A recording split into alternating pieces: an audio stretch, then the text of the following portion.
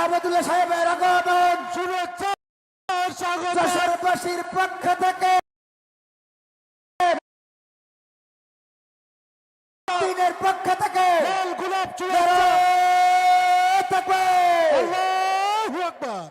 আমাদের আজকের সম্মানিত মেহমান, যে দুজন সম্মানিত মেহমানের জন্য আমরা এই মাসায় ভিজে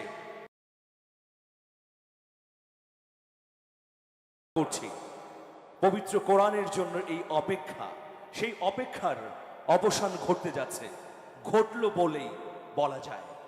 যেন কবির সেই কবিতার মতো, কত যে আধার পর্দা পাড়ায়ে ভোর হলো জানি না তা, নারঙ্গী বনে কাঁপছে সবুজ পাতা। প্রিয় হাজেরিন, আমাদের মধ্যে উপস্থিত হয়েছেন আস-সুন্নাহ ফাউন্ডেশনের চেয়ারম্যান, বিশিষ্ট ইসলামিক চিন্তাবিদ, যিনি সামাজিক যোগাযোগ মাধ্যমে ইসলামের নানা অনুষঙ্গ তুলে ধরে আমাদের জীবনযাপনের সহজ এবং সরল পথ দেখান। আমাদের অত্যন্ত প্রিয় মানুষ, আমাদের বাতিঘর শায়খ আহমদুল্লাহ হাফিজাহুল্লাহ। লিল্লাহে তাকবীর, লিল্লাহে তাকবীর।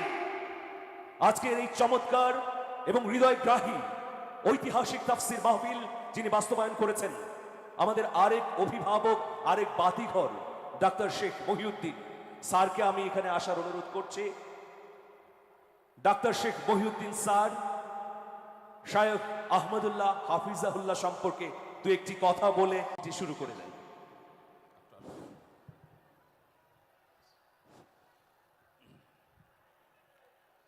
সবাই একটু লাইট জ্বালায়, মোবাইলের লাইট জ্বালায়, একটু মোবাইলের লাইট, সবাই মোবাইলের লাইট, সবার মোবাইল লাইট, সবার মোবাইলের লাইট, সবাই সবাই জ্বালায়, সবাই জ্বালায়, সবাই জ্বালায়। লিল্লাহি তাকবীর।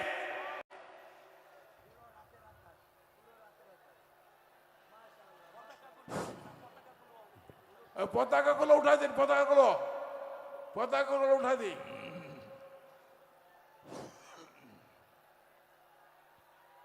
ঠিক আছে, থ্যাংক ইউ, জাযাকাল্লাহ। নামাই নামাই ইনশাআল্লাহ। এবার আলহামদুলিল্লাহ খুশি, আলহামদুলিল্লাহ খুশি তো। আজকে যিনি আপনাদের সামনে কথা বলবেন, বয়ান করবেন, উনি আমাকে অত্যন্ত ভালোবাসেন, উনি আমাকে অত্যন্ত ভালোবাসেন। আর আমি ওনাকে ভালোবাসি কিনা সেটা উনি বলবেন, আমি জানি না। এই কথা বুঝছে নাকি? আমি ওনাকে ভালোবাসি কিনা সেটা উনি জানেন, আমি জানি না। আর আমি ওনাকে অত্যন্ত ভালোবাসি। ঠিক আছে, কথা বুঝেছে? এইবার কথা শুনি ইনশাআল্লাহ। বেশি পরিচয় নেই, কথায় পরিচয় ইনশাআল্লাহ, কাজে পরিচয় ইনশাআল্লাহ। ওনার কাজে ওনার পরিচয়, ওরা আপনারা সবাই জানেন আল-সুন্নাহ ফাউন্ডেশন কি কি কাজ করে আপনি জানেন, এবং আল-সুন্নাহ ফাউন্ডেশনের উনি হচ্ছে কর্ণধার। এবার ওনার কাছ থেকে আমরা কথা শুনি ইনশাআল্লাহ। আসসালামু আলাইকুম ওয়া রাহমাতুল্লাহ। ঠিক আছে,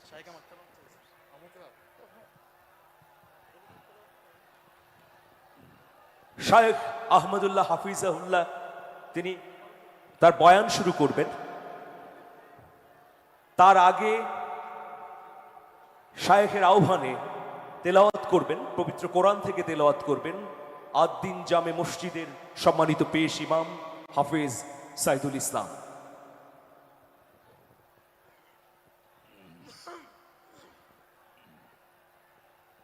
السلام عليكم ورحمة الله وبركاته.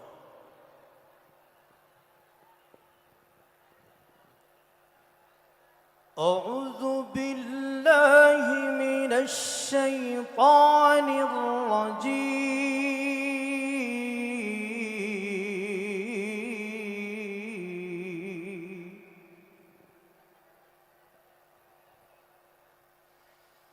بسم الله الرحمن الرحيم.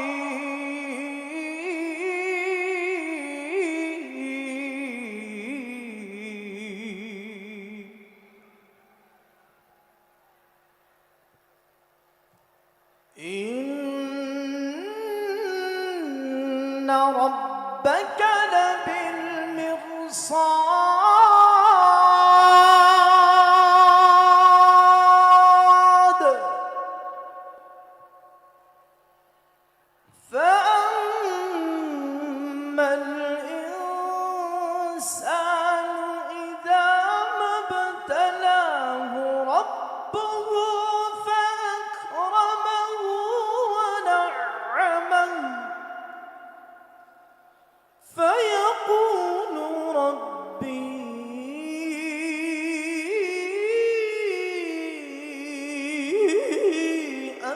مكرما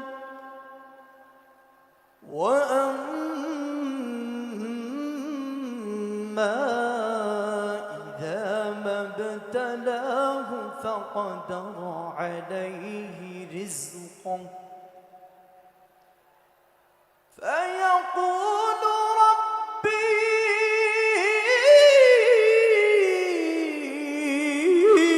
أهانن كلا بل لا تكرمون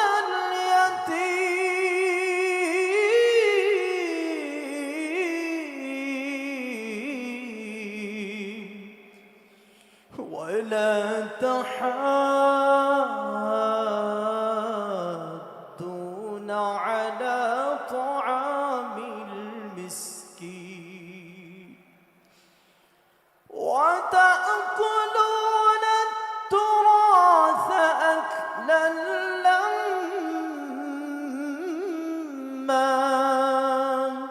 وتحبون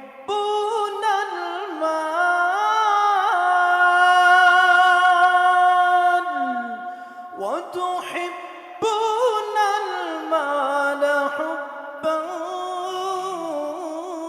جما كلا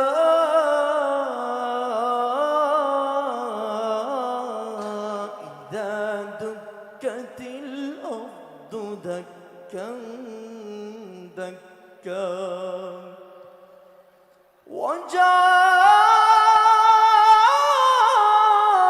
وجاء ربك والملك صفا صفا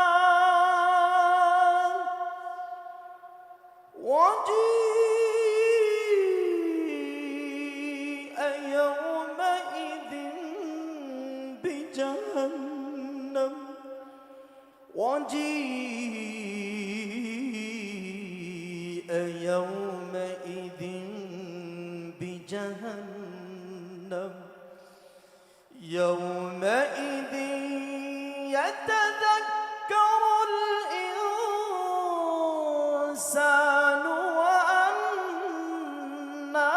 له الذكرى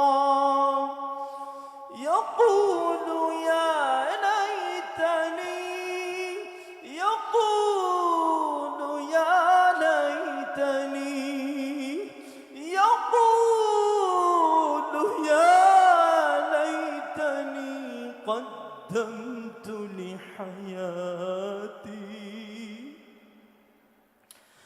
فيومئذ لا يعذب عذابه أحد ولا يوثق أحد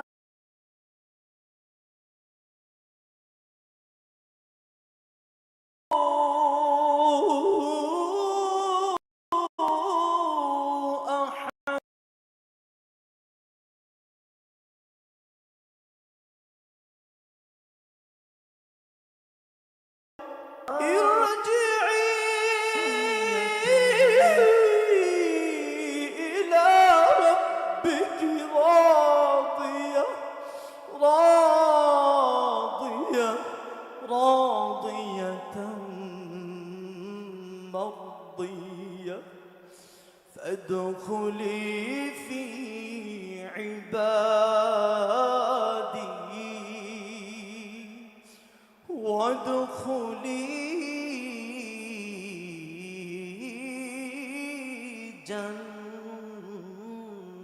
جنتي صدق الله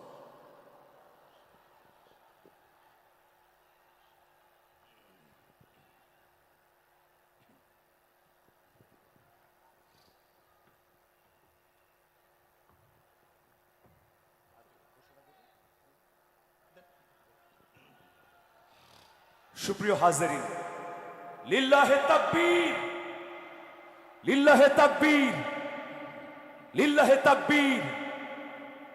এবার সেই কাঙ্ক্ষিত মুহূর্ত, পবিত্র কালামে হাকিম থেকে তাফসীর পেশ করবেন। এখন পবিত্র কালামে হাকিম থেকে তাফসীর পেশ করছেন, এদিকে বিশৃঙ্খল পরিস্থিতি কেন করছেন? এদিকে কি হয়েছে? আপনারা কি মাহফিল সুন্দরভাবে চলুক তা চান না? এটা তো এক ধরনের ধৃষ্টতা ভাই। এখানে আপনারা পানির বোতল ছুঁড়ে মারছেন। ইসলামী মাহফিলে এসেছেন, শৃঙ্খলা রক্ষা করতে হবে, শান্তি বজায় রাখতে হবে, অপর ভাইকে সহযোগিতা করতে হবে। এই ধৃষ্টতাপূর্ণ কাজ কে করেছেন? স্বেচ্ছাসেবকরা এখনই যান এবং এটা নিয়ন্ত্রণ করুন। সুপ্রিয় হাজিরিন, এখন পবিত্র কোরআন থেকে তাফসীর করবেন। আজকের এই মাহফিলের অন্যতম আকর্ষণ আমাদের প্রিয় ইসলামিক স্কলার আস-সুন্নাহ ফাউন্ডেশনের সম্মানিত চেয়ারম্যান শায়খ আহমদুল্লাহ হাফিজাহুল্লাহ।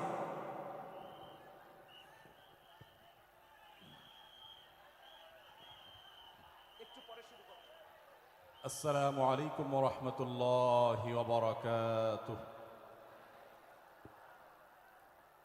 আপনারা সবাই ভালো আছেন? আলহামদুলিল্লাহ, আলহামদুলিল্লাহ। আল্লাহ রাব্বুল আলামিন আমাদের সবাইকে মৃত্যু পর্যন্ত ভালো থেকে নেক আমল করে আজকের এই মাহফিল থেকে উপকারী কথাগুলো শুনে আমলে নিয়ত করে যাওয়ার তৌফিক দান করুন, বলুন আমিন। আলহামদুলিল্লাহ الحمد لله نحمده ونستعينه ونستغفره ونؤمن به ونتوكل عليه ونعوذ بالله من شرور أنفسنا ومن سيئات أعمالنا من يهده الله فلا مضل له ومن يضلله فلا هادي له وأشهد أن لا إله إلا الله وحده لا شريك له وأشهد أن محمدًا عبده ورسوله أرسله بالحق بشيرا ونذيرا وداعيا إلى الله بإذنه وسراجا منيرا أما بعد فقد قال الله تبارك وتعالى في كلامه المجيد وفرقانه الحميد أعوذ بالله من الشيطان الرجيم بسم الله الرحمن الرحيم يا أيها الذين آمنوا لا يسخر قوم من قوم عسى أن يكونوا خيرا منهم ولا نساء من نساء عسى أن يكن خيرا منهن ولا تلمزوا أنفسكم ولا تنابزوا بالألقاب بئس الإثم الفسوق بعد الإيمان ومن لم يتب فأولئك هم الظالمون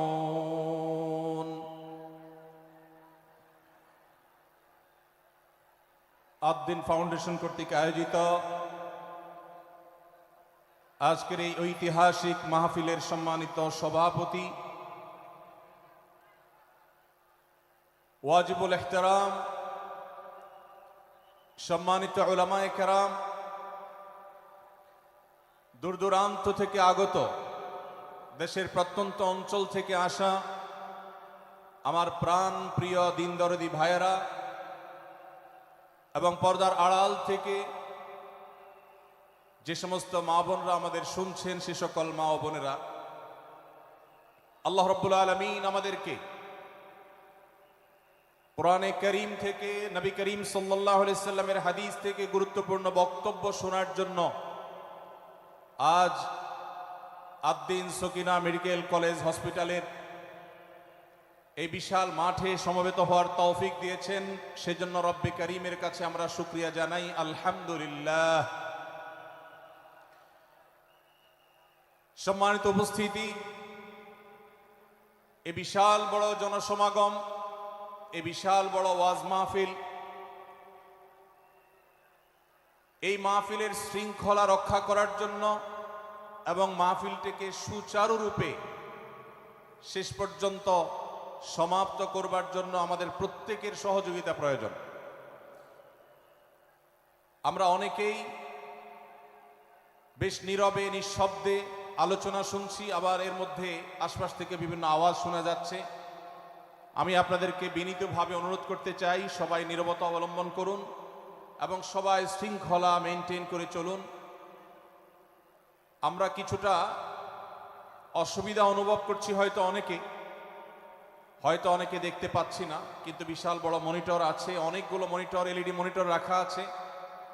অতএব আমরা যদি একটু ধৈর্য ধারণ করি, মনোযোগ দিয়ে কথা শুনি, তাহলে সেটা আমাদের উপকারে আসবে ইনশাআল্লাহ। আজকের এই মাহফিলে আসার আমাদের যে মূল উদ্দেশ্য, কোরআন এবং হাদিস থেকে আলো গ্রহণ করা, আমাদের জীবনকে কোরআনের আলোতে আলোকিত করা, আল্লাহ এবং তার রাসূল সাল্লাল্লাহু আলাইহি ওয়াসাল্লামের আদর্শের আমাদেরকে আদর্শবান হিসাবে গড়ে তোলা। আমরা সে আদর্শের সঠিক শিক্ষা গ্রহণ করবার প্রয়োজনে প্রত্যেকে ধৈর্য ধারণ করি, সবর করি এবং যে সমস্ত অসুবিধাগুলো আমাদের হচ্ছে, অনেকে দেখতে পাচ্ছেন না, সে অসুবিধাগুলো আজকের এই মাহফিলটি এই মাঠের প্রথম মাহফিল। ইনশাআল্লাহ কর্তৃপক্ষ পরবর্তীতে এই মাহফিল যখন আয়োজন করবে, আমরা আশা করব তারা এবারের ভুলগুলো শুধরে নিয়ে পরবর্তীতে দর্শকদের কোনো অসুবিধা যেন না হয় সেই দিকটি তারা বিবেচনা করবেন। আমি আপনাদেরকে ধৈর্য ধারণ করার অনুরোধ করছি। আপনারা সবাই সবর করে, ধৈর্য ধারণ করে নীরবে নিঃশব্দে আলোচনা শুনুন। আল্লাহ আমাদের সবাইকে তৌফিক দান করুন। আমাদের আশেপাশে যারা কথা বলছেন, যারা শব্দ করছেন, সে সমস্ত ভাইদেরকে আশপাশে ভাইয়েরা অনুরোধ করে, অনুনয় বিনয় করে, শক্ত ভাষায় নয়, কোমলতার সাথে, বিনম্রতার সাথে অনুরোধ করে তাদেরকে আমরা করজোড় করে অনুরোধ করে, রিকোয়েস্ট করে তাদেরকে আমরা নীরব করি, নিঃশব্দ করি এবং নীরবে ওয়াজ এবং আলোচনা শোনার পরিবেশ যেন তারা করেন, সেজন্য তাদেরকে সহযোগিতা করি। মাশাআল্লাহ, অনেকখানি নিস্তব্ধ হয়েছে, বাকি যে আওয়াজ হচ্ছে সেটাও আমরা বন্ধ করার চেষ্টা করি। কোরআনের মজলিসে, কোরআনের আলোচনার মজলিসে যদি বিশৃঙ্খলা করা হয়, আলোচনা করা হয়, কথাবার্তা বলা হয়, অন্যকে শুনতে অসুবিধা সৃষ্টি করা হয়, তাহলে সেটা আলাদা একটা গুনাহের কাজ, যেটা ওয়াজের প্যান্ডেলে বসে এই গুনাহের কাজ কোন অবস্থাতে আমরা করতে পারি না। সেজন্য আমরা আশা করব শেষ পর্যন্ত ইনশাআল্লাহ আজকে এই 3 দিন ব্যাপী তাফসীরুল কোরআন মাহফিলের শেষ দিন, একেবারে শেষ মুহূর্ত পর্যন্ত আমরা নীরব নিস্তব্ধ হয়ে আলোচনা শুনব। সারা দেশে যত শত সহস্র মাহফিল হচ্ছে, আজকের এই মাহফিল নানা কারণে অনন্য এবং একটা বিশেষ দৃষ্টান্ত স্থাপন করেছে। আজকের এই মাহফিলের অন্যতম বৈশিষ্ট্য হলো যে এই মাহফিলে গতানুগতিক মাহফিলগুলোর মতো গভীর রাত পর্যন্ত আলোচনা হয় না। এটি একটি ভালো দিক এবং একটি আদর্শ মাহফিলের অন্যতম পূর্ব শর্ত। গভীর রাত পর্যন্ত দূর দূরান্তে মাইক লাগিয়ে ওয়াজ মাহফিল আয়োজন করা কোনো আদর্শ মাহফিলের চিত্র হতে পারে না।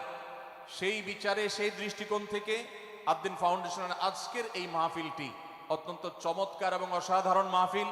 কারণ এই মাহফিলের গত 2 দিনের খবর আমি নিয়েছি এবং আজকের দিন সম্পর্কে আমি জেনেছি যে গভীর রাত পর্যন্ত এবং দূর দূরান্ত পর্যন্ত মাইক লাগিয়ে মানুষকে ডিস্টার্ব করার মতো মাহফিল এখানে হচ্ছে না। এটি একটি ভালো দিক। দ্বিতীয়ত হলো, ওয়াজ মাহফিল থেকে শুধুমাত্র ওয়াজ বা আলোচনা নয়, এখান থেকে দ্বীনি বই পুস্তক, কোরআন এবং হাদিসের আলোকে রচিত যে সমস্ত ধর্মীয় বই পুস্তক আমাদের প্রয়োজন হয়, সেই সমস্ত বইয়ের প্রয়োজন মেটাবার জন্য আপনারা জানেন এখানে 20-25টি বুক স্টলের ব্যবস্থা করা হয়েছে। বিশাল বড় বই মেলার আয়োজন করা হয়েছে। অর্থাৎ জ্ঞান বিতরণের 2টি মাধ্যম এখানে একসঙ্গে পাওয়া যাচ্ছে। আমরা কোরআন থেকে আলোচনা শুনছি, আবার কোরআন হাদিসের আলোকে রচিত বই পুস্তক আমরা সাথে নিয়ে যেতে পারছি। এটিও এই মাহফিলের একটি বিশেষ বৈশিষ্ট্য। তৃতীয়ত হলো, আমাদের মা বোনদের প্রবেশ পথ, তাদের অবস্থান, এগুলোকে এতটাই স্বাতন্ত্র্য করা হয়েছে, এতটাই এগুলোকে সেপারেট করা হয়েছে যে সেগুলো তাদের প্রাইভেসি, তাদের পর্দার যে বিধিবিধান, তাদের যে ব্যক্তিত্ব, তাদের যে অন্যান্য দিকগুলো আছে সেগুলোকে খুব ভালোভাবে মেনটেন করা হচ্ছে। এটিও একটি আদর্শ মাহফিলের গুরুত্বপূর্ণ দিক। আজকাল অনেক ওয়াজ মাহফিলে মা বোনদের জন্য ওয়াজ শোনার ব্যবস্থা রাখা হয়, কিন্তু সেই সমস্ত ওয়াজ মাহফিলে মা বোনদের পর্দা সুন্দরভাবে সুচারুরূপে তারা আসা এবং নিরাপত্তার সাথে আবার ফিরে যাওয়ার মতো পৃথক আসা যাওয়ার রাস্তা ইত্যাদির ব্যবস্থা করা হয় না, যা বহুবিধ ফিতনার কারণ হয়ে থাকে। আজকের এই মাহফিলটিতে সেই দৃষ্টিকোণ থেকে একটি অনন্য দৃষ্টান্ত স্থাপিত হয়েছে যে মা বোনদের জন্য পৃথক ওয়াজ শোনার ব্যবস্থা এবং রাস্তাঘাট পৃথক, যাতে করে তারা তাদের সেই পর্দার বিধিবিধানগুলো মেনটেন করে চলতে পারেন। এই জন্য আমি কর্তৃপক্ষকে বিশেষভাবে ধন্যবাদ দিতে চাই। সেই সাথে আজকের একটা মাহফিলের সম্পূর্ণ নতুন দিক যুক্ত হয়েছে, যেটা আপনারা দেখেছেন, তা হলো প্রত্যেক আলোচক আলোচনা করার আগে তার বায়োগ্রাফি পেশ করা হচ্ছে, তার জীবন বৃত্তান্ত পেশ করা হচ্ছে এবং সংক্ষেপে তার সম্পর্কে ধারণা দেওয়া হচ্ছে। এটিও একটা চমৎকার দিক এবং আমার জানা মতে বাংলাদেশের যে কোনো মাহফিলে এটি প্রথম দৃষ্টান্ত। সেই সাথে এই মাহফিলে আগত আমাদের সম্মানিত দর্শক শ্রোতা মণ্ডলীর জন্য প্রাথমিক চিকিৎসা সম্পর্কে যেন তারা ধারণা নিতে পারেন, সেজন্য অনেকগুলো বুথ করা হয়েছে। এই বুথগুলো থেকে একজন মানুষ তার প্রাথমিক স্বাস্থ্য এটার পরীক্ষা নিরীক্ষা বা নিজের চিকিৎসা সম্পর্কে স্টেপ কিভাবে নেবেন সে সম্পর্কে আদ্দিন সকিনা মেডিকেল কলেজের তরফ থেকে একটি বিশেষ আয়োজন হলো, যে বিশেষ ক্যাম্প এবং বুথ করে করে আমাদের দর্শক শ্রোতাকে এই দিক থেকে বিশেষ সার্ভিস দেওয়া হচ্ছে। পর্যাপ্ত টয়লেটের ব্যবস্থা করার কথা আমি শুনতে পেরেছি, জানতে পেরেছি, এবং বক্তাদের আলোচকদের বিভিন্ন উক্তি সম্বলিত ফেস্টুন আমি দেখেছি, যেটা অত্যন্ত নতুন একটা দিক। যদিও সেখানে বক্তাদের ছবি না থাকলে, প্রিন্টেড ছবি না থাকলে সেটা ভালো ছিল। আমি আশা করব কর্তৃপক্ষ সেটি পরবর্তীতে খেয়াল রাখবেন। সেই সাথে আমি একটি বিশেষ অনুরোধ তাদেরকে করেছি, তা হলো এই 3 দিন ব্যাপী তাফসিল কোরআন মাহফিলে আলোচকগণ কোরআন এবং হাদিস থেকে যে সমস্ত আলোচনা বক্তব্য পেশ করেছেন এবং করবেন, তার সবগুলোর সামারি একটি স্মারক গ্রন্থ আকারে যদি প্রকাশ করা হয়, একটি স্মারক পুস্তিকা আকারে প্রকাশ করার পর যদি এটি বিতরণ করা হয়, তাহলে মাহফিলটি হারিয়ে যাবে না, মাহফিলটি আমাদের ঘরে ঘরে থেকে যাবে, আমাদের জীবনকে আলোকিত করবে। আমি আশা করব ওয়াজ মাহফিল, যেটি এই দেশের সবচেয়ে প্রাচীনতম কালচারের অন্যতম, এদেশের সবচেয়ে শক্তিশালী সংস্কৃতির অন্যতম হলো ওয়াজ মাহফিল।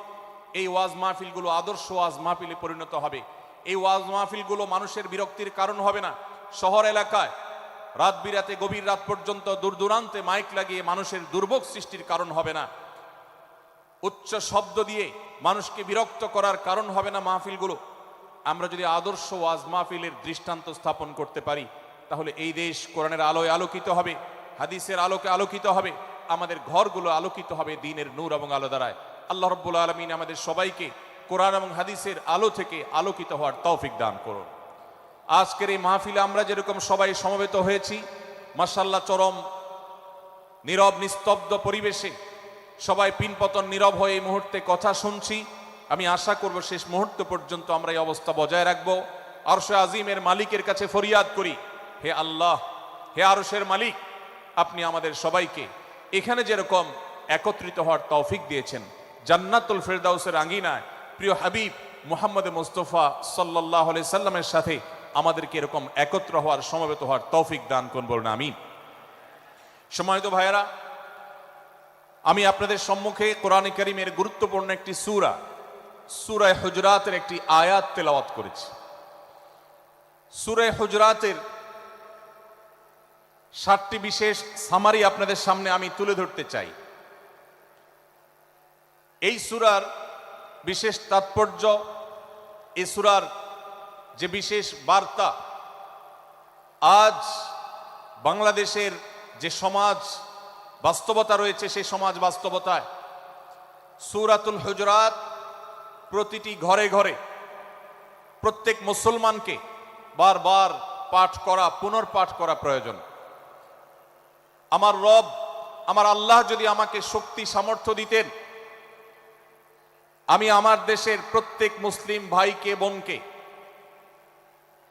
হাত জোড় করে, অনুরোধ করে, অনুনয় বিনয় করে সূরাতুল হুজরাতের শুরু থেকে শেষ পর্যন্ত যে 18টি আয়াত রয়েছে, এই 18 আয়াতে ঐতিহাসিক যে 7টি বিশেষ বার্তা রয়েছে, সে বার্তাগুলো গ্রহণ করবার উদ্দেশ্যে বারবার অর্থ সহকারে সূরাতুল হুজরাত বুঝে বুঝে পড়ার এর তাফসির দেখার, এর সামারিকে বারবার জানার জন্য আমি অনুরোধ করতাম। আল্লাহ তাআলা আমাদের সবাইকে সূরাতুল হুজরাত এর আলো দ্বারায় সবাইকে আলোকিত হওয়ার তৌফিক দান করুন।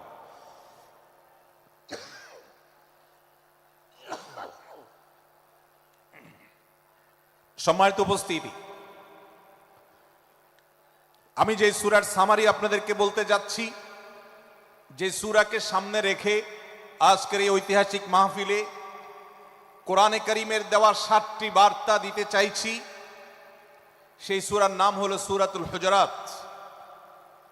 এই সূরা কোরআনে কারীমের 26তম পারায় অবস্থিত এবং এই সূরা কোরআনে কারীমের সূরার যে সিরিয়াল, সেই সূরার সিরিয়ালে 49তম সূরা। এই সূরার আয়াত সংখ্যা হলো 18।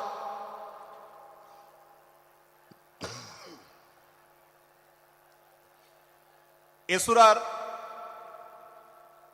প্রথম থেকে পঞ্চম আয়াত পর্যন্ত, প্রথম এই 5টি আয়াতে আল্লাহ রাব্বুল আলামিন তার প্রিয় নবী মুহাম্মদ মুস্তাফা সাল্লাল্লাহু আলাইহি ওয়াসাল্লাম, সবাই দুরূদ পড়ি, সাল্লাল্লাহু আলাইহি ওয়াসাল্লাম, প্রিয় নবীজির নাম শুনলে দুরূদ পাঠ করতে হয়, তার জন্য দোয়া করতে হয়। কারণ আল্লাহর হাবিব সাল্লাল্লাহু আলাইহি ওয়াসাল্লাম তার সমগ্র জীবনকে যে আপনার আমার হেদায়েতের জন্য, গোটা বিশ্ব মানবতার মুক্তির প্রয়োজনে যিনি তার জীবনকে, যৌবনকে শেষ করে দিয়েছেন, তার সমগ্র জীবনে কখনো ভোগ, উপভোগ এটিকে কখনো তিনি প্রশ্রয় দেননি, প্রাধান্য দেননি। দিনাতিপাত করেছেন অত্যন্ত কষ্টের সাথে, শত সহস্র বাধার সম্মুখীন হয়েছেন, শুধুমাত্র কিয়ামত পর্যন্ত আগত সকল মুসলিম নরনারীর কাছে যেন কোরআনের বার্তা পৌঁছে যায়, সবাই যেন হেদায়েত প্রাপ্ত হয়ে যায়, সবাই যেন মুক্তি প্রাপ্ত হয়ে যায়, সবাই যেন জান্নাতি হয়ে যায়, সবাই যেন জাহান্নাম থেকে মুক্তি লাভ করে, এই উদ্দেশ্যে তার সমগ্র জীবনকে তিনি উৎসর্গ করেছেন। আমাদের হেদায়েতের জন্য, আমাদের কল্যাণের পথে আহ্বানের জন্য, আমাদের জান্নাতে নেওয়ার জন্য, যার সমগ্র জীবনে কখনো ভোগ উপভোগকে প্রশ্রয় দেননি, কষ্টে নিপতিত হয়েছেন, তিনি চাইলে মক্কার রাজত্ব করতে পারতেন, তিনি চাইলে মক্কার সবচেয়ে ভোগী মানুষ হতে পারতেন, কিন্তু সেটা না করে তিনি যে ত্যাগের দৃষ্টান্ত স্থাপন করেছেন, প্রিয় নবী মুহাম্মদ সাল্লাল্লাহু আলাইহি সাল্লামের সেই অবদানের স্বীকৃতি স্বরূপ আমরা তার নাম যখনই শুনবো সাল্লাল্লাহু আলাইহি সাল্লাম বলে তার প্রতি আল্লাহর রহমত যেন, অনুগ্রহ যেন নাজিল হয় সেজন্য দোয়া করব। আল্লাহ তাআলা তার হাবিবকে রহমত এমনিতেই দান করবেন, আপনি আর আমি তার জন্য রহমতের দোয়া করার মধ্য দিয়ে আমরা সৌভাগ্যবান মানুষের কাতারে শামিল হতে পারবো। তো আমি যেটি বলছিলাম, সূরাতুল হুজরাতের 1 থেকে 5 নম্বর আয়াত পর্যন্ত এই 5টি আয়াতে আল্লাহ রাব্বুল আলামিন প্রিয় নবী সাল্লাল্লাহু আলাইহি সাল্লামের সাথে আদব এবং শিষ্টাচারের শিক্ষা দিয়েছেন মানব জাতিকে। এবং আল্লাহ রাব্বুল আলামিন ঈমানদারদেরকে পরম মায়ার সাথে ডেকে, ইয়া আইয়ুহাল্লাযীনা আমানু, হে ঈমানদারগণ, এই ডাকে আল্লাহ তাআলা ডেকে বলেছেন, লা তুকাদ্দিমু বাইনা ইয়াদাইল্লাহি ওয়া রাসূলিহি, তোমরা আল্লাহ এবং তার রাসূলের সামনে আগ বেড়ে কোনো কথা বলবে না, আগ বেড়ে কোনো কাজ করবে না। একজন ঈমানদার, একজন মুসলমান, তার এই শিষ্টাচারের শিক্ষা তার জীবনে ধারণ করতে হবে। যখনই আল্লাহ কোনো কথা বলেছেন, আল্লাহ রাসূল সাল্লাল্লাহু আলাইহি সাল্লাম কোনো কথা বলেছেন, এটি নিশ্চিত হতে পারবো আমরা, তখন একজন ঈমানদার আর কখনো সেটার উপর কোনো কথা বলবে না, আগ বেড়ে কোনো কিছু করবে না, কোনো প্রকার সীমা লঙ্ঘন করবে না। ক্বাল আল্লাহ ক্বাল রাসূল, আল্লাহ বলেছেন, আল্লাহ রাসূল বলেছেন, এটি শোনার পর সে তার আপদ মস্তককে সারেন্ডার করবে, সে নিজেকে আত্মসমর্পণ করবে। এর উপর তার কোনো যুক্তিকে, কোনো বুদ্ধিকে, তার কোনো মতামতকে সে সেখানে আর দাঁড় করাবার চেষ্টা করবে না। এটা একজন শিষ্টাচার বিশিষ্ট ঈমানদারের বৈশিষ্ট্য। কোরআন এই শিক্ষা আমাদেরকে দিয়েছে। ভাইরা আমার, এই শিক্ষাকে ধারণ করে আমরা যারা নিজেদেরকে মুসলমান দাবি করছি, আমাদের সম্মানীয় যারা আছেন, আল্লাহকে যেরকম আমরা সম্মান করি, আল্লাহ রাসূলকে যেরকম সম্মান করি, ঠিক একইভাবে আমাদেরকে যে সমস্ত মানুষগুলোকে সম্মান করার নির্দেশ করা হয়েছে, ওলামা একরাম রয়েছেন, আমাদের বাবা মা, বয়সে বড়, শিক্ষিত, এবং যারা আমাদের শিক্ষক বৃন্দ আছেন, এভাবে যারা আমাদের সম্মানের পাত্র আছেন, সে মানুষগুলোর সামনে আগ বেড়ে যেন কোনো কিছু না করি। সে আগ বাড়াটা কথার ক্ষেত্রে হতে পারে, চলার ক্ষেত্রে হতে পারে, আচরণের ক্ষেত্রে হতে পারে। এই শিষ্টাচারের শিক্ষা সূরা হুজরাতের প্রথম আয়াতে আমাদেরকে দেয়া হয়েছে। প্রিয় ভাইরা আমার, আমাদের সমাজে আজ যে সমস্ত ভালো গুণের দুর্ভিক্ষ চলছে, ক্রাইসিস চলছে, অভাব চলছে, এর মধ্যে অন্যতম হলো আজ শিষ্টাচারের অভাব। আমাদের সমাজের চতুর্দিকে আপনি দেখতে পাবেন পরিলক্ষিত হচ্ছে। আমাদের শিশু থেকে নিয়ে কিশোর, যুবক থেকে নিয়ে মধ্যবয়স্ক সকল শ্রেণী মানুষের মধ্যে আজ আদব এবং শিষ্টাচারের ভয়াবহ অভাব আমরা দেখতে পাচ্ছি। বিশেষ করে পশ্চিমা সংস্কৃতিকে আমাদের এই স্বদেশে, আমাদের এই মুসলমানদের সমাজে জোর করে পুশ করাবার, সে সমস্ত এজেন্ডাকে বাস্তবায়ন করবার যে প্রচেষ্টা এদেশের এক শ্রেণীর মানুষকে করতে দেখা যায়, তারা এদেশের সমাজের খাঁজে বাজে থাকা ইসলামের কৃষ্টি, কালচার এবং সংস্কৃতিগুলোকে ধুয়ে মুছে পরিষ্কার করবার জন্য শত সহস্র উদ্যোগ নিয়েছে। আমাদেরকে কোরআনের শিক্ষা ধারণ করে, কোরআনের শিক্ষাকে প্রচার করে, কোরআনের শিক্ষাকে প্রতিষ্ঠিত করে ব্যক্তির মধ্যে, ঘরে, পরিবারে, সমাজে, রাষ্ট্রে, সংবিধানে, আইনে, সংসদে, সর্বত্র কোরআনের শিক্ষাকে বাস্তবায়ন করে সেই সমস্ত বিন্দেশী অপসংস্কৃতি চাপিয়ে দেওয়ার ষড়যন্ত্রকে মোকাবেলা করতে হবে ইনশাআল্লাহ। ভাইরা আমার, আর সেজন্য সূরা হুজরাতের এই শিষ্টাচারের শিক্ষা আমাদের জীবনে খুবই গুরুত্বপূর্ণ। আমরা যখনই কোনো সম্মানীয় ব্যক্তির কাছে আমরা থাকব, তাদের কথার উপরে কথা বলা, তাদের সাথে তর্ক করা, তাদের সামনে আগ বেড়ে কথা বলা, এমনকি তারা যখন চলবেন তাদের সামনে সামনে হাঁটা, এই সবগুলো কোরআনের এই শিষ্টাচারের যে শিক্ষা আছে এর পরিপন্থী।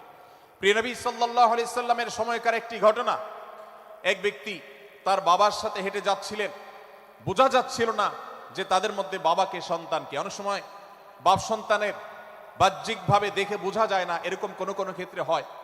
জিজ্ঞেস করা হলো তাদেরকে, তোমাদের মধ্যে বাবাকে সন্তানকে? বলা হলো যে অমুক বাবা, অমুক সন্তান। তখন নির্দেশনা দেওয়া হলো যে সন্তান তার হাঁটা এবং চলার মধ্য দিয়ে এই বিনয়ের প্রকাশ ঘটাতে হবে, আনুগত্যের প্রকাশ ঘটাতে হবে, সম্মান এবং শ্রদ্ধার প্রদর্শন করতে হবে, যার মধ্য দিয়ে বোঝা যায় যে কে সন্তান আর কে বাবা। এর জন্য জিজ্ঞেস করতে না হয়। আজ আমাদের যারা তরুণ আছি, আমরা যুবক আছি, আমরা অনেকেই পশ্চিমা সংস্কৃতি দ্বারা প্রভাবিত হয়ে আমরা শিষ্টাচারের এই গণ্ডি এবং সীমানা পার হয়ে চলে গেছি। কোরআন আমাদেরকে শিষ্টাচারের শিক্ষা দিচ্ছে যে আমরা সিনিয়রদের সামনে বিনয়ের সাথে আচরণ করব, তাদের সামনে সামনে চলা থেকে বিরত থাকব, যথাসম্ভব তাদেরকে অনুসরণ করার চেষ্টা করব, তাদের সাথে কথা হবে, তাদের আগ বেড়ে কথা হবে না, তাদের কোনো জিজ্ঞাসা থাকলে সেটার উত্তর হবে বিনয়ের সাথে। এই শিষ্টাচারের শিক্ষা আমাদেরকে দেওয়া হয়েছে।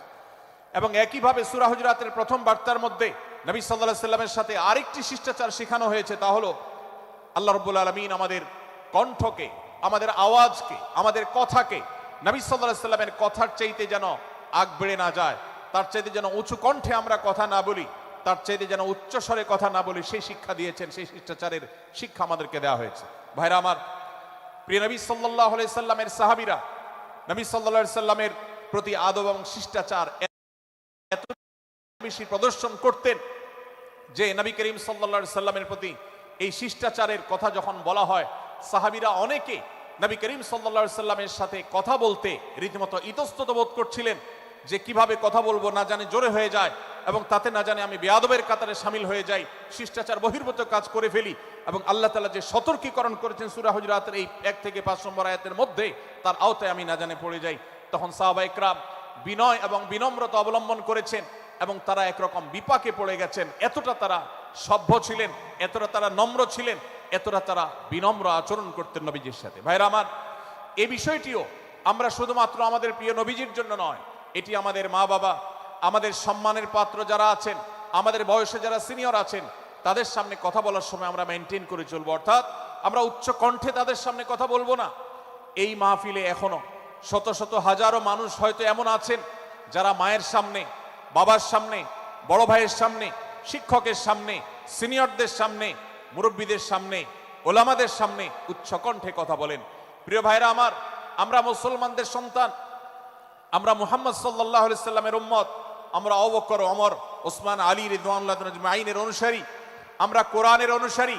কোরআনের অনুসারী কখনো বেয়াদব হতে পারে? কোরআনের অনুসারী কখনো বেয়াদব হতে পারে? কোরআন যে শিষ্টাচারের শিক্ষা দিয়েছে, এই শিক্ষা আজ আমাদের মধ্যে ধারণ করতে হবে, আমাদের সন্তানদের শেখাতে হবে, আমাদের ঘরে ঘরে এই শিক্ষা চর্চা করতে হবে, আমাদের সমাজে এটিকে প্রতিষ্ঠিত করতে হবে। পশ্চিমা সংস্কৃতির যে ছোবল, সে ছোবল আমাদের সন্তানদেরকে আজকাল অনেক ক্ষেত্রে বেয়াদবে পরিণত করছে, তাদের অনেক সময় শিষ্টাচার থেকে বের করে দিচ্ছে। তারা কখনো স্বাধীনতার নামে, কখনো মত প্রকাশের নামে, কখনো বিভিন্ন নামে তারা কিন্তু হারিয়ে যাচ্ছে। আজকের এই বাস্তবতাকে উপলব্ধি করে সূরা হুজরাতের 1 থেকে 5 নম্বর আয়াত এর শিক্ষাকে আমাদের মধ্যে ধারণ করতে হবে। আল্লাহ তাআলা আমাদের সবাইকে সেই তৌফিক দান করুন। ভাইরা আমার, সূরা হুজরাতের প্রথম বার্তা প্রিয় নবী সাল্লাল্লাহু আলাইহি সাল্লামের সাথে শিষ্টাচার, আল্লাহ এবং তার রাসূলের সামনে, আল্লাহ এবং তার রাসূলের সামনে আগ বেড়ে কোনো কথা না বলা, আগ বেড়ে কোনো আচরণ না করা, এটা তার প্রতি শিষ্টাচারের অংশ। এবং আল্লাহ রাসূলের সামনে উচ্চ কণ্ঠে জোরে কথা না বলা, এটাও তার প্রতি শিষ্টাচারের অংশ। আল্লাহ তাআলা আমাদেরকে এই শিষ্টাচার আমাদের জীবনের প্রত্যেকটা পদে পদে ধারণ করার তৌফিক দান করুন, বলুন আমিন। ভাইরা আমার, সূরা হুজরাতের দ্বিতীয় যে শিক্ষা, সেই শিক্ষাটা বর্ণিত হয়েছে এই সূরার 6 থেকে 8 নম্বর আয়াত। 6 থেকে 8 নম্বর এই আয়াতের মধ্যে আল্লাহ রাব্বুল আলামিন আমাদেরকে দ্বিতীয় শিক্ষা দিয়েছেন, ঈমানদার কখনো কোনো কথা বলার আগে সেই কথা সত্য কিনা, বাস্তব কিনা সেটি যাচাই বাছাই না করে বলবে না। ঈমানদার কখনো গুজবে কান দিবে না। ঈমানদার কখনো শোনা কথার উপরে ভিত্তি করে কোনো সিদ্ধান্ত গ্রহণ করবে না। এই শিক্ষাটাও আজকের বাস্তবতার আলোকে আমাদের সমাজের জন্য অত্যন্ত গুরুত্বপূর্ণ এবং প্রয়োজনীয়। প্রিয় ভাইরা আমার, আমাদের চতুর্পাশে যদি আমরা তাকাই, আমরা দেখতে পাবো সোশ্যাল মিডিয়াতে, ফেসবুকে আজকাল কোনো তথ্য উপাত্ত পেলে সেটার পরখ করা ছাড়া, যাচাই বাছাই করা ছাড়া, সত্য অসত্য নিরূপণ করা ছাড়া আমরা অনেকে সেটার প্রচার প্রচারণায় নেমে যাই। আমরা অনেকে সেটার শেয়ার দেওয়া শুরু করে দেই। আমরা অনেকে এটার উপর ভিত্তি করে অনেককে নিন্দা মন্দ করা শুরু করে দেই। এমনকি আজ আমরা যেই জায়গায় দাঁড়িয়ে আছি, বাংলাদেশের যে সামাজিক বাস্তবতা, সেই বাস্তবতার আলোকে বলা যায় অনেক সময় অনেক ব্যক্তিকে সমাজে মিডিয়ার মাধ্যমে নানাভাবে হয়রানি করে তাকে খারাপ মানুষ হিসাবে, কালপ্রিট হিসাবে দেখানো হয়, অথচ তার দোষ, যে সমস্ত দোষের কথা তাকে বলা হয়, যে সমস্ত দোষে তাকে দোষী বানানো হয়, সে সমস্ত দোষ থেকে তিনি শত সহস্র গুণ পবিত্র এবং পরিচ্ছন্ন। ভাইরা আমার, আজকের এই বাস্তবতায় আমাদেরকে বিশেষ করে লক্ষ্য রাখতে হবে যে আমরা যেই কোনো মূল্যে, যেই কোনো ভাবে যেন কোনো প্রকার গুজবে কান না দেই, আমরা যেন গুজব থেকে বেঁচে থাকি। আল্লাহ তাআলা আমাদেরকে তৌফিক দান করুন। ভাই, এদিকে অনেক বেশি বাঁশির আওয়াজ শোনা যাচ্ছে। স্বেচ্ছাসেবকরা বাঁশির আওয়াজ দেওয়া ছাড়া আপনারা ভলান্টিয়ারি করুন। এত বেশি বাঁশির আওয়াজ আসছে যে কথা বলা কঠিন হয়ে যাচ্ছে। অনুগ্রহ করে বাঁশির আওয়াজ কম করে আপনারা ভলান্টিয়ারি করুন। এখনো অনেক বাঁশির আওয়াজ শোনা যাচ্ছে, বাঁশির আওয়াজগুলো বন্ধ করুন। মাশাআল্লাহ, এখন বন্ধ হয়েছে। আমরা মেহেরবানি করে বাম পাশের থেকে কিছুটা আওয়াজ পাচ্ছি, একটু নীরব নিস্তব্ধ হওয়ার জন্য অনুরোধ করছি। একটু নীরব নিস্তব্ধ না হলে কথা বলা যাবে না। অনুগ্রহ করে আমরা একটু সহযোগিতা করি এবং সবাই নীরব থাকি। ভলান্টিয়াররা অপ্রয়োজনে বাঁশির আওয়াজ দিবেন না, অপ্রয়োজনে বাঁশির আওয়াজ দিবেন না। আমাদের দেশে শব্দ দূষণ, শব্দ সন্ত্রাস, এটা এই দেশের কমন কালচার হয়ে গেছে। রাস্তায় যাবেন, প্রয়োজনে অপ্রয়োজনে গাড়ির হর্ন বাজাবে। যে কোনো প্রোগ্রামে যাবেন, প্রয়োজনে অপ্রয়োজনে বাঁশি বাজানো হবে। কদিন আগে 31st নাইট গেছে, আপনারা দেখেছেন। এত প্রচার প্রচারণা, এত সতর্কীকরণের পরেও, আইন শৃঙ্খলা রক্ষাকারী বাহিনী এত সতর্ক থাকার পরেও আপনারা দেখেছেন এক শ্রেণীর বুদ্ধি প্রতিবন্ধীরা তারা 31st নাইট উদযাপনের নামে শব্দ সন্ত্রাস করেছে। শত শত হাজারো মানুষের কষ্টের কারণ হয়েছে। প্রিয় ভাইরা আমার, ধর্ম হোক, আর রাজনীতি, বিনোদন হোক আর আনন্দ হোক, যেই কোনো নামে যদি শব্দ সন্ত্রাস সৃষ্টি করে বা অতিরিক্ত শব্দ দূষণ করে, শব্দ সৃষ্টি করে মানুষকে অতিষ্ঠ করার কারণ হয়, সেটা কোনো সভ্য সমাজের দৃশ্য হতে পারে না। আমরা সেই ইসলামের অনুসারী যে ইসলামে আমাদের প্রিয় নবী সাল্লাল্লাহু আলাইহি ওয়াসাল্লাম মসজিদে নববীতে তার একান্ত পরিবেশের মধ্যে এক সাহাবী জোরে কোরআন তেলাওয়াত করছিলেন। তিনি তাকে বলছিলেন, তুমি কোনো বধির রবকে শোনাচ্ছ না, তোমার রব সবকিছু শুনতে পান, অতএব তুমি তোমার এই উচ্চ কণ্ঠের তেলাওয়াত দিয়ে আশপাশে মানুষের ডিস্টার্বের কারণ হবে না। আমরা সেই ইসলামের অনুসারী, অতএব ওয়াজ মাহফিলের মাধ্যমেও যাতে কোনো মানুষ অতিষ্ঠ না হয়, মাইক ব্যবস্থাপনা সেভাবে করাটা মাহফিল কর্তৃপক্ষের যেমন কর্তব্য, ঠিক একইভাবে রাজনৈতিক সভা সমাবেশের নামে কিংবা বিয়ে বিনোদনের নামে যদি শব্দ সন্ত্রাস করা হয়, শব্দ দূষণ করা হয়, অতিরিক্ত শব্দ এর মাধ্যমে যদি মানুষকে অতিষ্ঠ করা হয়, তাহলে সেটি কখনো কোনো সভ্য সমাজের কাজ হতে পারে না। প্রিয় ভাইরা, এই জন্য আপনারা যারা তরুণ আছেন বয়সে, আপনাদেরকে আমি অনুরোধ করতে চাই, বিবাহ অনুষ্ঠানকে কেন্দ্র করে, আকিকাকে কেন্দ্র করে, নানা অনুষ্ঠানকে কেন্দ্র করে যে শব্দ সন্ত্রাস আমাদের দেশে হয়, এটি আমাদেরকে থামাতে হবে ইনশাআল্লাহ।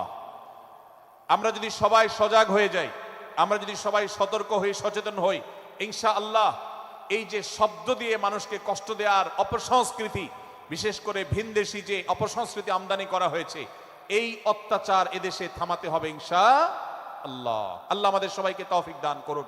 ভাইরা আমার, আমরা আমাদের আশেপাশে কোনো তরুণরা যদি এরকম শব্দ করে, গান বাজিয়ে অন্য মানুষকে অতিষ্ঠ করে, ঈদের সময় দেখা যায় বিশেষ করে সে সমস্ত যুবকদেরকে কাউন্সিলিং করতে হবে, তাদেরকে বোঝাতে হবে যে তোমার আনন্দ কখনো আরেকজনের বেদনার কারণ হতে পারে না। বহু হার্টের রোগী আছেন, বহু অসুস্থ মানুষ আছেন, বহু ছোট শিশু আছে যাদের কষ্টের কারণ হয়।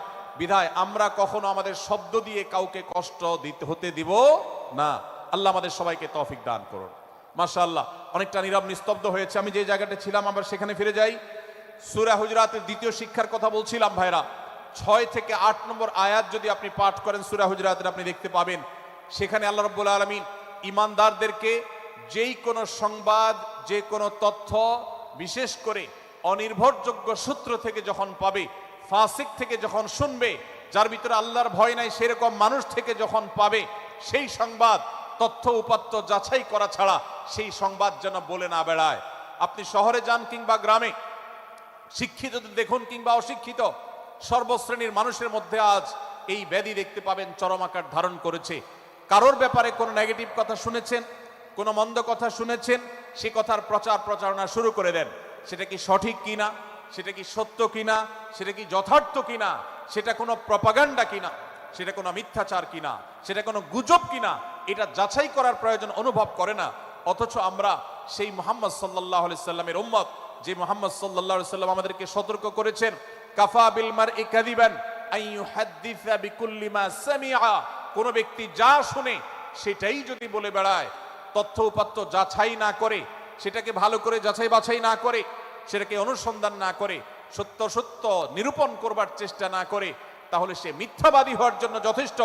এজন্য আজকের এই মাহফিল থেকে আমরা অঙ্গীকার করে যাব, আজকের এই মাহফিল থেকে আমরা নিয়ত করে যাব, এই মজলিসে বসে এই মুহূর্তে নিজে নিজে সংকল্প করব, আমার জীবনে সোশ্যাল মিডিয়া কিংবা ফেসবুকে, ইউটিউবে অথবা অফলাইনে আমার বাস্তব জীবনে আমি কখনো কোনো মানুষ সম্পর্কে যে কোনো তথ্য উপাত্ত পেয়ে ভুল কোনো ধারণা, মন্দ কোনো ধারণা করার প্রতি পোষণ করব না।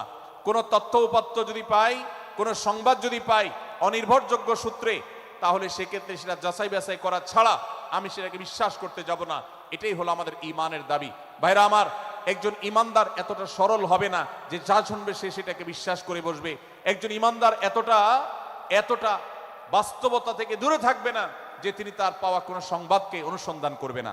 আল্লাহ তাআলা আমাদের সবাইকে সূরা হুজরাতের এই দ্বিতীয় শিক্ষাটাকে আমাদের জীবনে ভালো করে ধারণ করার তৌফিক দান করুন। আল্লাহ বলেছেন, ইয়া আইয়ুহাল্লাযীনা আমানু, হে ঈমানদারেরা, ইন জাআকুম ফাসিকুম বিনাবাইন ফাতাবায়ানু, তোমাদের কাছে কোনো ফাসিক যার মধ্যে আল্লাহর ভয় নেই, এরকম কোন মানুষ যদি কোন সংবাদ উপস্থাপন করে,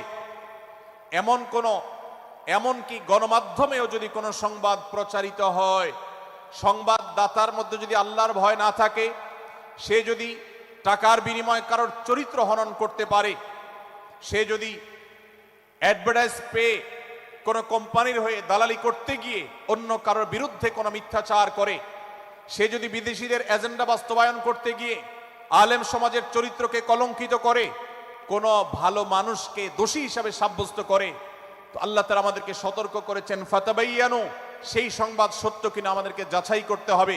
আনতুসিবু কওমান বিজাহালাহ ফাতুসবিহু আলা মা ফাআলতুম নাদিমিন। যদি আমরা যাচাই বাছাই না করে যা শুনি সেটাকে বিশ্বাস করতে থাকি, তাহলে আমরা এক সময় লজ্জিত হতে হবে, অনুতপ্ত হতে হবে আমাদের এই ভুল অবস্থানের কারণে। এজন্য ভাইরা, আজকের এই মাহফিল থেকে আমরা প্রতিশ্রুতি নিজের সঙ্গে নিজে দিয়ে যাব যে আমরা কখনো কোনো তথ্য উপাত্ত পেলে, কোনো সংবাদ পেলে, সেটাকে বিশেষ করে কারোর চরিত্র সম্পর্কিত যদি হয়, কারোর সম্পর্কে নেগেটিভ যদি হয়, তাহলে সেটাকে বিশ্বাস করবার আগে ভালো করে অনুসন্ধান করব। যতক্ষণ আমি নিশ্চিত না হব ততক্ষণ পর্যন্ত সেটার প্রচার করব না। আল্লাহ তাআলা আমাদের সবাইকে কোরআনের এই শিক্ষাটাও আমাদের জীবনে ধারণ করবার তৌফিক দান করুন। ভাইরা আমার, তৃতীয় যে শিক্ষা সূরা হুজুরাতের, সেটি হলো আল্লাহ রাব্বুল আলামিন সূরা হুজুরাতের 9 এবং 10 নম্বর আয়াতে ঈমানদারদের মধ্যে যদি কখনো মতভিন্নতা, মতপার্থক্য, এটা যদি মারামারিতে পরিণত হয়, ঈমানদারদের মধ্যে যদি কখনো দুই পক্ষ গন্ডগোল এবং ফাসাদের মধ্যে লিপ্ত হয়ে যাওয়ার মতো দৃশ্যের অবতারণা হয়, তাহলে আমরা যেন আমাদের মুসলমান ভাইদের ঘর পোড়ার মধ্যে আলু পোড়া দিতে না যাই। আমরা যেন আমাদের মুসলমান ভাইদের মধ্যকার বিভেদকে আরো বৃদ্ধি করতে সহায়তা না করি। আমরা যেন মীমাংসার পথ অবলম্বন করি। আমরা যেন তাদের মধ্যকার সম্পর্কের যে অবনতি হয়েছে সেটাকে দূর করবার চেষ্টা করি। আল্লাহ রাব্বুল আলামিন এই নির্দেশ দিতে গিয়ে বলেছেন, ওয়া ইন তাইফাতান মিনাল মুমিনিনা ইকতাতালু, যদি ঈমানদারদের দুটি দল, দুটি গ্রুপ নিজেদের মধ্যে মারামারিতে লিপ্ত হয়ে যায়, ফাসলিহু বাইনাহুমা, তাহলে তোমরা সেই বিবাদমান দুটি দলকে মীমাংসা করবার চেষ্টা করবে। আজ আমাদের মধ্যে এরকম বহু বিষয়কে কেন্দ্র করে মুসলমানদের মধ্যে অনেক সময় মুখোমুখি অবস্থান আমরা দেখতে পাই, যা দুর্ভাগ্যজনক, যা হওয়ার কথা ছিল না। এমনকি জাগতিক বিষয়ে যেমন হয়, ধর্মের নামে, ইসলামের নামে আজ আমরা হাজার হাজার টুকরা হয়েছি। আজ গোটা বিশ্বে আমাদের মুসলমানদের যে অবস্থান দুর্বল হয়েছে, এর অন্যতম প্রধান কারণ হলো আমাদের অনৈক্য। আমরা যদি আজ আহলে কিবলা, আহলে সুন্নাহ ওয়াল জামাআতের অনুসারীরা নানান মত এবং পথের অনুসারী হওয়া সত্ত্বেও, নানান থট এবং পন্থার অনুসারী হওয়া সত্ত্বেও, আমরা যদি মৌলিক বিষয়গুলোর উপর সবাই ঐক্যবদ্ধ থাকতাম, আমরা যদি আল্লাহ তাআলার দেওয়া ইত্তিহাদ মাল ইখতিলাফ, বৈচিত্র্যময় ঐক্য, বিভিন্ন বিষয়ে মতভিন্ন থাকা সত্ত্বেও মৌলিক বিষয়ে ঐক্যমতে আমরা যদি থাকতে পারতাম, আমাদের মধ্যে যদি মুসলিম ভ্রাতৃত্ববোধ থাকতো, আমাদের মধ্যে যদি বলয় ভিত্তিক যে দেয়াল আর প্রাচীরগুলো আছে সেগুলো যদি না থাকতো, তাহলে আজ বাংলাদেশের বাস্তবতা হলো, বাংলাদেশে আল্লাহর কোরআন, আল্লাহ রাসূল সাল্লাল্লাহু আলাইহি ওয়াসাল্লামের হাদিসের আলোকে বাংলাদেশ আজ অটোমেটিক পরিচালিত হতো, ঠিক কিনা বলেন? আমরা যদি আজ ঐক্যবদ্ধ থাকতাম, তাহলে এদেশের হাতে গোনা যাবে এরকম স্বল্প সংখ্যক নাস্তিকেরা, ইসলাম এবং মুসলমানদের শত্রুরা, তারা আমাদেরকে নিয়ে তারা আজ যে খেলা খেলছে, আমাদেরকে যে তারা শাসন করছে, আমাদেরকে যে তারা তাদের অধীনস্থ করে রাখছে, আমাদের উপরে যে আজ ভিনদেশি কালচার চাপিয়ে দিচ্ছে, আমাদের উপরে তারা যে আজ কর্তৃত্ব করছে, আমাদেরকে আজ টুকরা টুকরা করছে, এই দুঃসাহস তারা কোনোদিন দেখাতে পারতো না যদি আমরা ঐক্যবদ্ধ থাকতাম। ভাইরা আমার, এই জন্য আমরা সব বিষয়ে সবাই একমত হব না। আজকের এই মাহফিলে যত মানুষ এসেছেন সবাই সব বিষয়ে একমত নন। এমনকি আজকের এই মাহফিল কর্তৃপক্ষ যে আয়োজন করছেন 3 দিন ব্যাপী, এই মাহফিলে আপনারা দেখেছেন এখানে কওমি এবং আলিয়া উভয় জায়গা থেকে বক্তা নির্বাচন করা হয়েছে, অসাধারণ সমন্বয় করা হয়েছে। এটি একটি ঐক্যের বার্তা। আমরা আশা করব মাঠ পর্যায়ে আমরা যারা কাজ করব, আমরা প্রত্যেকে আমাদের অন্য মতের, ভিন্ন মতের যে সমস্ত মুসলমান ভাইরা আছেন, তার সাথে আপনার কোনো থটগত মত পার্থক্য থাকতে পারে, চিন্তাগত কোনো ভিন্ন মত থাকতে পারে, কিন্তু দিন শেষে তিনি আপনার মুসলমান ভাই। তার আল্লাহ আর আপনার আল্লাহ এক, তার রাসূল এবং আপনার রাসূল এক, তার কেবলা এবং আপনার কেবলা এক, তার কোরআন আর আপনার কোরআন এক, তার নামাজ আর আপনার নামাজ এক, তার রোজা আর আপনার রোজা এক, তার যাকাত এবং আপনার যাকাত এক, তার সাথে আপনার মোটা এবং মৌলিক বিষয়ে কোনো মত পার্থক্য নাই। অতএব ছোটখাটো বিষয়কে কেন্দ্র করে আপনি যদি তাকে আপনার প্রতিপক্ষ মনে করেন, আপনি যদি তাকে আপনার শত্রু মনে করেন, এটা হবে আপনার ইসলামের জন্য, আপনার জন্য, এদেশের মুসলমানদের জন্য সবচেয়ে বড় ভুল। ভাইরা আমার, হারদুই হজরত আশরাফ আলী থানভী রহমতুল্লাহ আলাইহির সর্বশেষ খলিফা আবরাল হক সাহেব রহমতুল্লাহ আলাইহি বলতেন, दीन के हर काम करने वालों को रफीक समझो, फरीक ना समझो। যারাই আল্লাহর দ্বীনকে বুলন্দ করবার জন্য, যারাই আল্লাহর দ্বীনকে সেবা দেওয়ার জন্য, খেদমত করার জন্য কাজ করছে, তার পদ্ধতি তোমার থেকে ভিন্নতর হতে পারে। তাকে তুমি তোমার বন্ধু মনে করো, সহযাত্রী মনে করো, পথযাত্রী মনে করো, সহযোদ্ধা মনে করো, তোমার প্রতিপক্ষ মনে করবে না। প্রিয় ভাইরা আমার, আজ বাংলাদেশে ইসলাম যতটা পিছিয়ে আছে তার প্রধান কারণ হলো আমাদের অনৈক্য।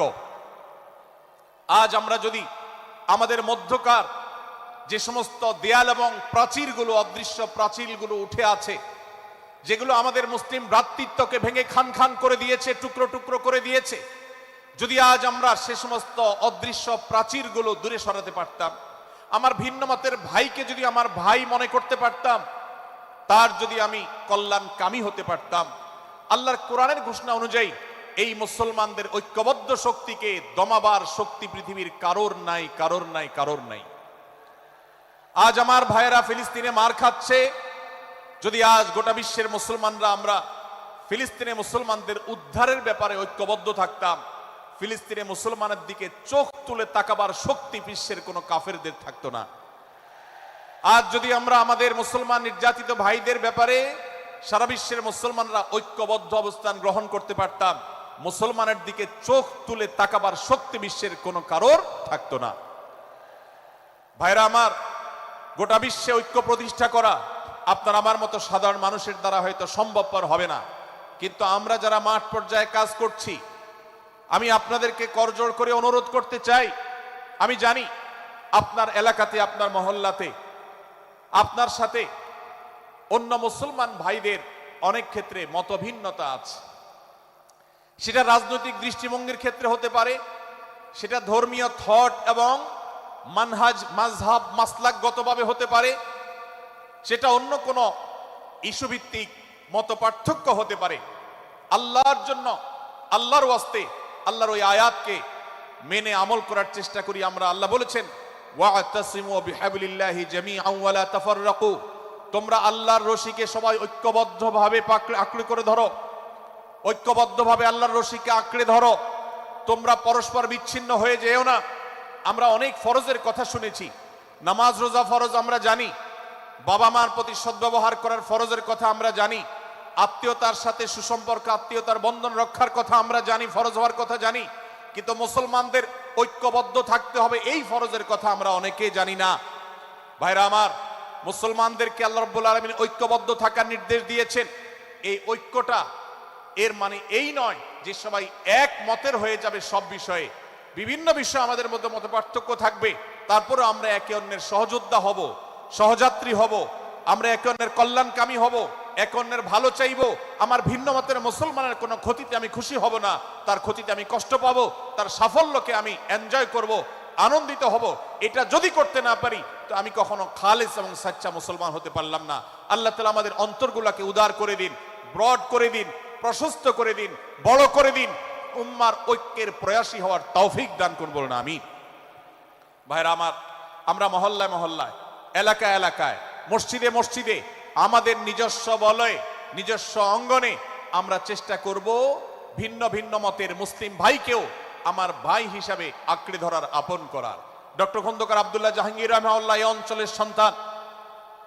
তিনি বলতেন, বেদাতে লিপ্ত কোনো মুসলমান, তার ব্যাপারেও আমি মনে করি আমার ভাই ভুলের মধ্যে আছেন, তার ব্যাপারে আমার মায়া মমতা কাজ করে, আমি তার কল্যাণকামী, তাকে আমার ভাই মনে করি। ঠিক একইভাবে আমার কোনো মুসলমান ভাইয়ের সাথে যদি আমার ভিন্ন মতের কারণে আমার মনে হয় যে তিনি ভুল পথে আছেন, তারপর তাকে আমি শত্রু ভাববো না, তার অকল্যাণ আমি চাইবো না।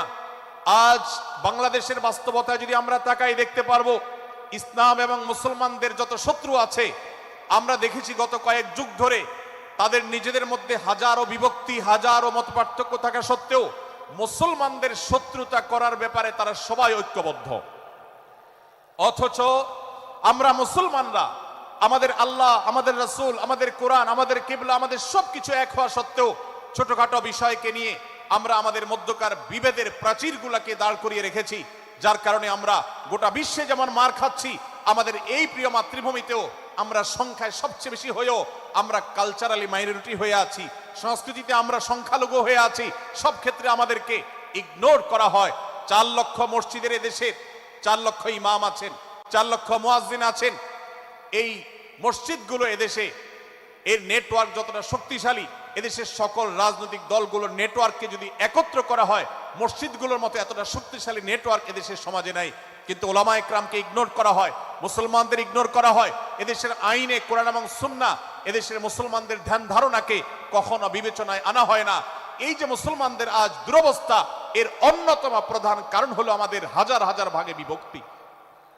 এই বিভক্তির দেয়ালগুলোকে তুলতে হবে কি হবে না? যদি হয় তাহলে আপনি নিজে থেকে শুরু করে দিন। আপনি যেই মতই লালন করেন না কেন, আপনার ভিন্ন মতের মুসলমানকে আপনি ভাই মনে করবেন, তার সাথে বুক মেলাতে আপনার কষ্ট হবে না, তার সাথে বসতে আপনার অসুবিধা হবে না। ভিন্ন মতের আলেম, এক মতের আলেম আরেক মতের আলেমের সাথে বসতে অসুবিধা হবে না। এক মতের অনুসারী আরেক মতের অনুসারীকে ভাই বলতে অসুবিধা হবে না। আমরা সোশ্যাল মিডিয়াতে নিজেদের মধ্যে কামড়াকামড়ি করব না, নিজেদের মধ্যে আমরা ঝগড়া বিবাদ করব না। এবং যদি কেউ বিবাদে লিপ্ত হয়, সূরা হুজরাতের 9 এবং 10 নম্বর আয়াতের শিক্ষা বলছে, মুসলমানদের মধ্যে দুটি দল যদি মারামারিতে লিপ্ত হয়, তুমি সেখানে গিয়ে খোঁচাখুচি করে মারামারি বানানোর তো প্রশ্নই ওঠে না। বরং আল্লাহ বলছেন যে ফাসলিহু বাইনাহুমা, তাদের উভয়ের মধ্যে মীমাংসা করবার জন্য তুমি উদ্যোক্তা হও, তুমি উদ্যোগী হও। ভাইরা আমার, আমরা অনেকেই হয়তো জেনে থাকবো মিথ্যা এটা আল্লাহর জমিনের সবচেয়ে বড় জঘন্য অপরাধগুলোর মধ্যে থেকে একটি। একজন মুসলমান কোন অবস্থাতে মিথ্যা বলতে পারে না, কিন্তু কোন মুসলমান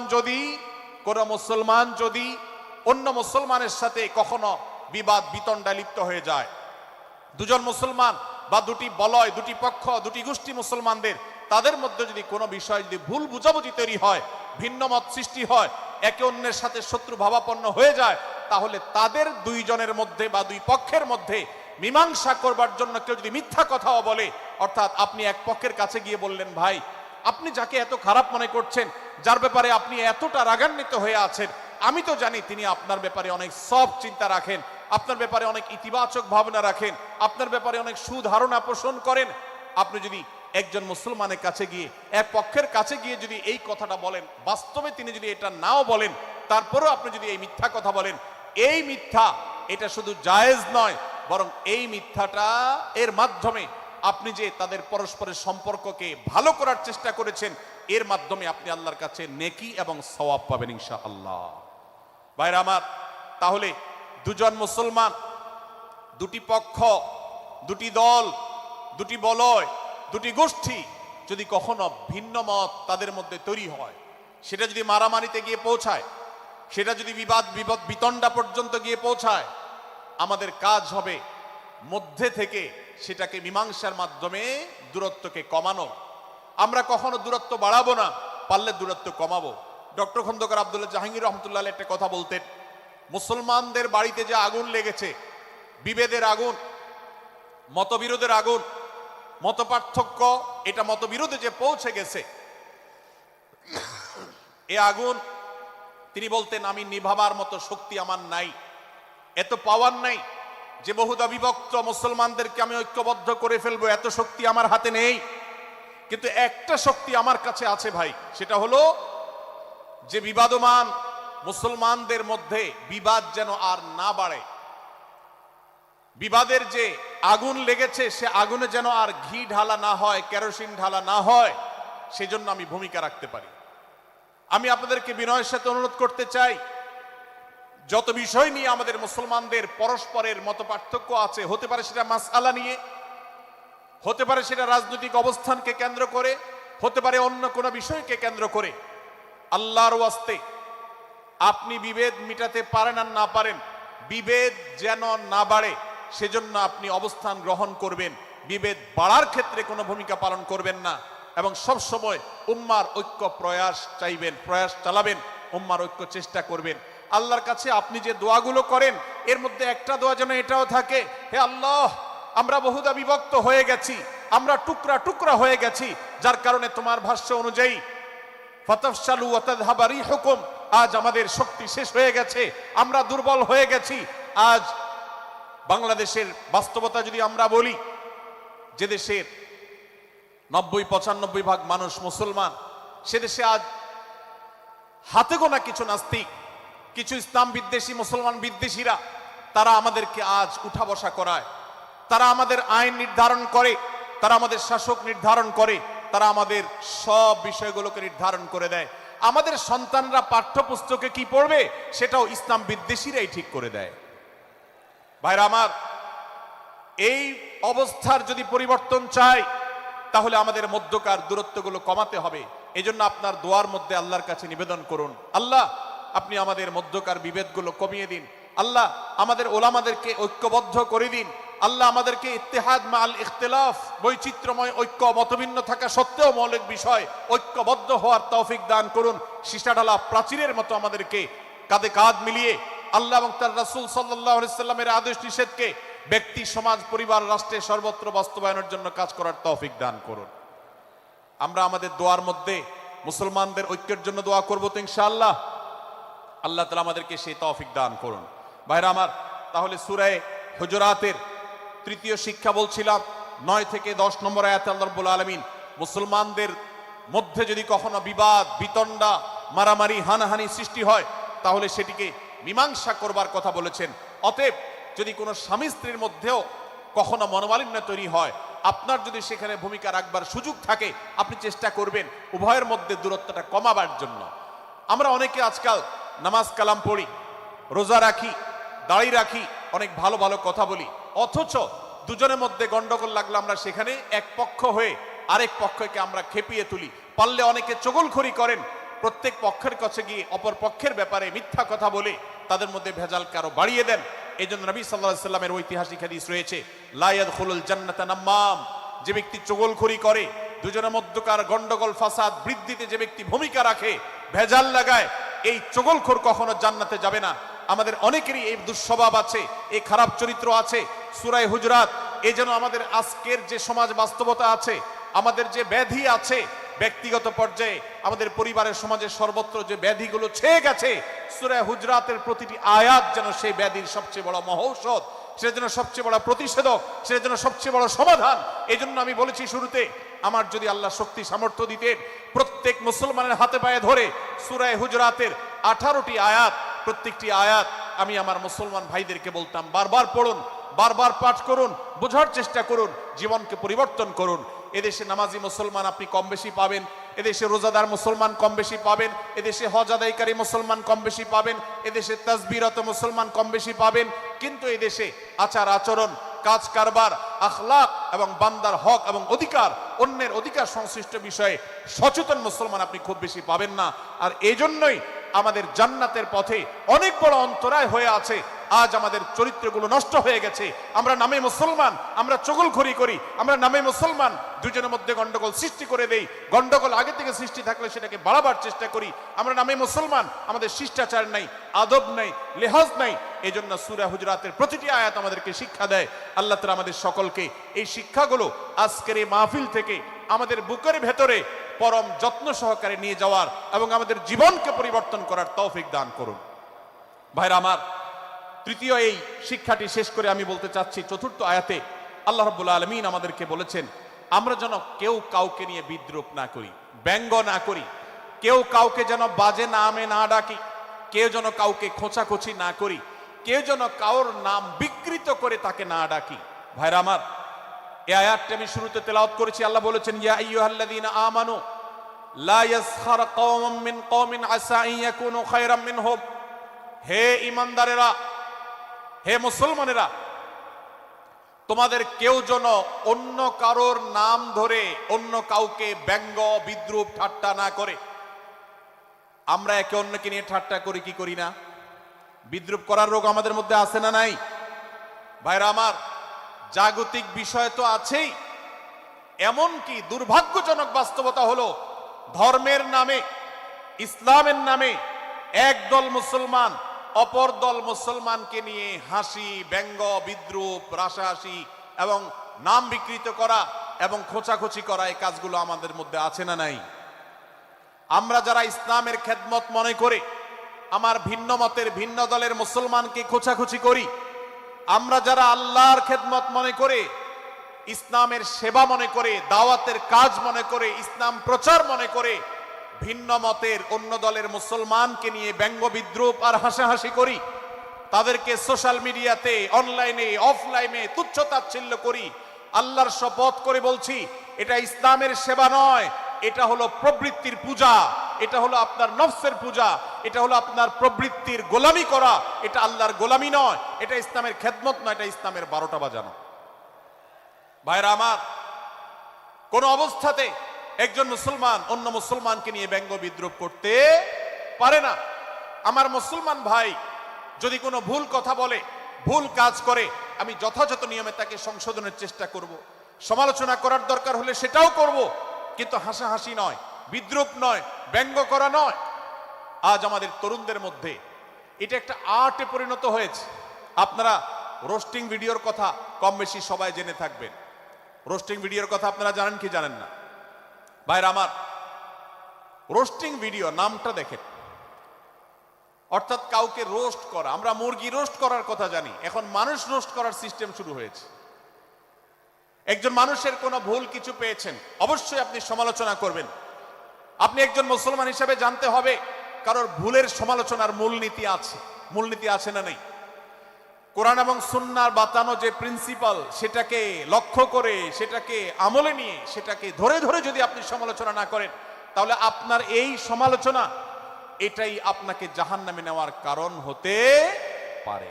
ভাইরা আমার, আপনি কাউকে রোস্ট করার নামে, কাউকে সমালোচনা করার নামে, হতে পারে কেউ ভুল করেছেন, কিন্তু সেটা করতে গিয়ে যদি তার অধিকার নষ্ট করেন, আপনি সীমা ছাড়িয়ে চলে যান, আপনি যদি ব্যঙ্গ বিদ্রুপ করে হারামের পর্যায়ে চলে যান, তাহলে সূরা হুজরাতের আয়াতের আলোকে আপনি কবিরা গুনাহে লিপ্ত হলেন। আমরা অনেকে আছি যে ব্যক্তিগত পর্যায়ে এই বিদ্রুপ করাটাকে আমরা কোনো বিষয় মনে করছি না।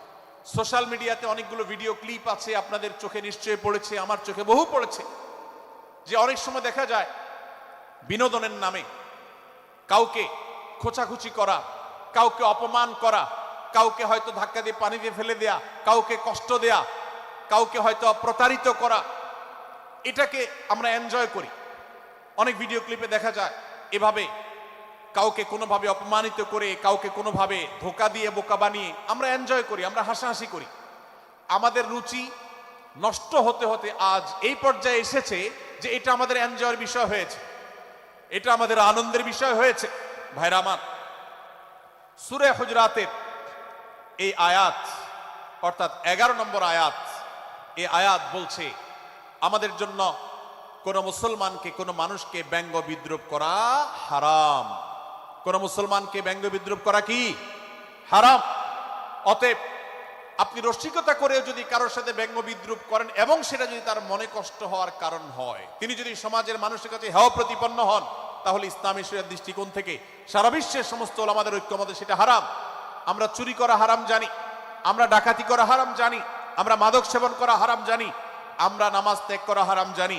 এই সমস্ত হারাম থেকে আমরা অনেকেই বেঁচে থাকি, কিন্তু আমি আমার মুসলমান ভাইয়ের চরিত্র হনন করছি, শুধুমাত্র সাধারণ জীবনযাত্রার ক্ষেত্রে করছি তা নয়, এমনকি ধর্মের নামে, ইসলাম প্রচারের নামে, দাওয়াতের নামে আমরা আমাদের প্রতিপক্ষ মুসলমান ভাইকে নিয়ে অনেক সময় ব্যঙ্গ বিদ্রুপ করি, হাসাহাসি করি, তাকে ছোট করি, তাচ্ছিল্য করি, হেয় করি, তার সম্মানহানি করি। আমরা জানি না আমাদের প্রিয় নবী সাল্লাল্লাহু আলাইহি ওয়াসাল্লাম এর একটা হাদিস আমাদের সামনে রয়েছে, সহিহ মুসলিমে বর্ণিত হয়েছে। নবী করিম সাল্লাল্লাহু আলাইহি ওয়াসাল্লামের এই হাদিস আজ সবচেয়ে অসহায় হাদিস। অসহায় হাদিস এজন্য বললাম, যে আজকের এই হাদিসের উপরে কেউ আমল করে না, এই হাদিসটাকে কেউ পাত্তা দেয় না, এই হাদিসকে কেউ গুরুত্ব দেয় না, অথচ এই হাদিস প্রত্যেক মুসলমানের বুকে বুকে ঝুলিয়ে রাখা দরকার। এই হাদিস আমাদের ঘরে ঘরে ঝুলানো দরকার। এই হাদিস আমাদের অফিসগুলোতে শোভা পাওয়া দরকার। এই হাদিস আমাদের জীবনে বাস্তবায়ন হওয়া দরকার। নবী করিম সাল্লাল্লাহু আলাইহি ওয়াসাল্লাম সেই হাদিস বর্ণনা করেছেন। আবু হুরায়রা রাদিয়াল্লাহু তাআলা আনহু তিনি বলেছেন, লা তাহাসাদু, লা তাহাসাদু, হে মুসলমানরা, তোমরা কেউ কাউকে কখনো হিংসা করবে না, কেউ কাউকে হিংসা করবে না। আমাদের মধ্যে হিংসা আছে না নাই? হিংসা আছে না নাই? আমরা একে অন্যকে হিংসা করি। একদল মুসলমান অন্য দল মুসলমানকে হিংসা করে, কেউ কারো ভালো দেখতে পারে না। ভাইরা আমার, আল্লাহ নবী বলেছেন, লা তাহাসাদু, তোমরা একে অন্যকে হিংসা করো না। ওয়ালা তানাজাসু, কেনা বেচা করতে গিয়ে কেউ কাউকে ধোঁকা দিও না, প্রতারণা করো না। ওয়ালা তাবাগাদু, তোমরা একে অন্যের সাথে শত্রুতা বিদ্বেষ পোষণ করবে না। ওয়ালা তাদাবারু, তোমাদের কেউ যেন কারোর পেছনে লেগে না থাকে, কাউকে অবজ্ঞা যেন না করে। ওয়ালা ইয়াবি আহাদুকুম আলা বাই'i আখিহি, এবং তোমাদের কেউ যেন আরেকজনের কেনাবেচার উপরে সেখানে ইন্টারফেয়ার করে সে যেন সেখানে কোন প্রকার ক্ষতিগ্রস্ত কাউকে না করে। ওয়াকুনু ইবাদাল্লাহি ইখওয়ানা, হে মুসলমানরা, তোমরা আল্লাহর বান্দা, ভাই ভাই হয়ে থাকো। তোমাদের মধ্যে মত পার্থক্য থাকুক, দলগত মত পার্থক্য, অবস্থানগত মত পার্থক্য, থটগত মত পার্থক্য, মাযহাব মাসলাবগত মত পার্থক্য থাকুক, কিন্তু তোমরা আল্লাহর বান্দা, ভাই ভাই হয়ে থাকো। এক দলের মুসলমানকে আল্লাহ তাআলা ভাই ভাই হতে বলেন নাই, এক গ্রুপের মুসলমানকে আল্লাহ ভাই ভাই হতে বলেন নাই, এক বলয়ের মুসলমানকে আল্লাহ ভাই ভাই হতে বলেন নাই, নিজ দলের মুসলমানের সাথে আল্লাহ ভাই ভাই থাকতে বলেন নাই। আল্লাহ বলেছেন সকল মুসলমানদের সাথে ভাই ভাই হয়ে থাকার জন্য, ভ্রাতৃত্বের বন্ধনে থাকার জন্য। এজন্য আল্লাহ নবী সাল্লাল্লাহু আলাইহি ওয়াসাল্লাম সেই নির্দেশ করেছেন। আল্লাহ নবী সাল্লাল্লাহু আলাইহি ওয়াসাল্লাম আরো বলেছেন, আল মুসলিমু আখুল মুসলিম, মুসলমান মুসলমানের ভাই, লা ইয়াজলিমুহু ওয়ালা ইয়াখযুলুহু, কোন মুসলমান কোন মুসলমানকে জুলুম করতে পারে না, তার আইল ঢেলতে পারে না, তার জমি দখল করতে পারে না, তার অধিকার নষ্ট করতে পারে না, তাকে কথা দিয়ে অত্যাচার করতে পারে না। ওয়ালা ইয়াখযুলুহু, তাকে অপমানিত করতে পারে না, লাঞ্ছিত করতে পারে না। ওয়ালা ইয়াকযিবুহু, তার সাথে মিথ্যা বলতে পারে না। ওয়ালা ইয়াহকিরুহু, তাকে তাচ্ছিল্য করতে পারে না। আত্তাকওয়া হাহুনা, আত্তাকওয়া হাহুনা, আত্তাকওয়া হাহুনা। নবীজি তিনবার নিজের বুকের দিকে তাকিয়ে দেখিয়েছেন, তাকওয়া এখানে, তাকওয়া এখানে, তাকওয়া এখানে। আমাদের অন্তরকে ভালো করতে হবে, সমস্ত মুসলমানদের জন্য উদার হতে হবে, কলিজাকে বড় করতে হবে, মনটাকে ব্রড করতে হবে, প্রশস্ত করতে হবে, অন্য মুসলমানকে ভাই মনে করতে হবে। কোন ভিন্ন মতের মুসলমানের সাথে শত্রুতা পোষণ করা যাবে না। ভাইরা আমার, অতএব এই হাদিসকে সামনে রেখে এই হাদিসের শেষ অংশে নবী সাল্লাল্লাহু আলাইহি ওয়াসাল্লাম বলেছেন, আল মুসলিমু কুল্লুল মুসলিমি আলাল মুসলিমি হারামুন দমুহু ওয়া মালুহু ওয়া ইরদুহু। এক মুসলমানের জন্য অন্য মুসলমানের তিনটি জিনিসকে আল্লাহ তাআলা হারাম করে দিয়েছেন। কোন মুসলমানের রক্ত এটা প্রবাহিত করা, কাউকে হত্যা করা যেরকম হারাম, কোন মুসলমানের সম্পদ অন্যায়ভাবে আপনি ভোগ করবেন, দখল করবেন, মেরে দিবেন, এটা হারাম। ঠিক একইভাবে কোন মুসলমানের সম্মান নষ্ট করবেন, ইজ্জত নষ্ট করবেন, সম্ভ্রম নষ্ট করবেন, অপমান করবেন, এটাকে আল্লাহ তাআলা হারাম করেছেন। আল্লাহ তাআলা আমাদের সবাইকে অন্য মুসলমানদের ব্যাপারে এরকম দায়িত্বশীল ভূমিকা রাখার তৌফিক দান করুন, বলুন আমিন। ভাইরা আমার, সূরা হুজরাতের 4 নম্বর আয়াতের এই শিক্ষাকে ধারণ করে আমরা কারোর প্রতি ব্যঙ্গাত্মক আচরণ করব না।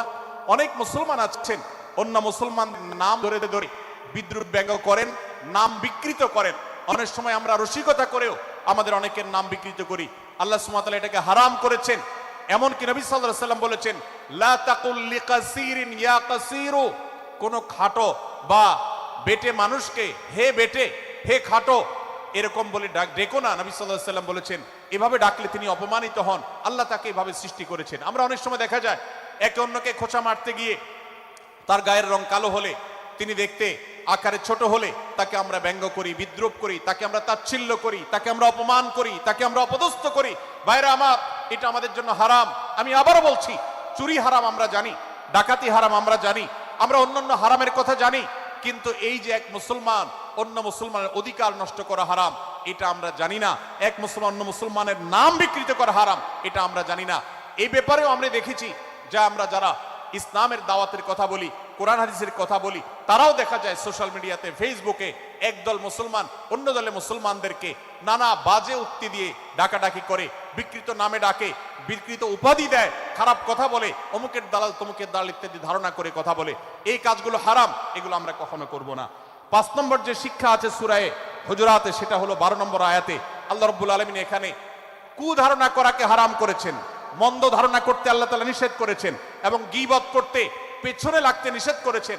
ভাইরা আমার, এই একটি আয়াত অর্থাৎ সূরা হুজুরাতের 12 নম্বর আয়াত, এই আয়াতটি শিক্ষা ধারণ করে যদি আমরা আমাদেরকে শুধরাতে পারি, সংশোধন করতে পারি, তাহলে ইসলামের মেইন যে কাজগুলো আছে, ঈমানকে বিশুদ্ধ করা এবং শিরক মুক্ত ঈমান আনা, 5 ওয়াক্ত নামাজ পড়ার পর, বান্দার হক আদায়ের পর, এই আয়াতটির পর আমল করলে আপনার জান্নাতে যাওয়ার সবচেয়ে বড় বাধা দূর হয়ে যাবে ইনশাআল্লাহ।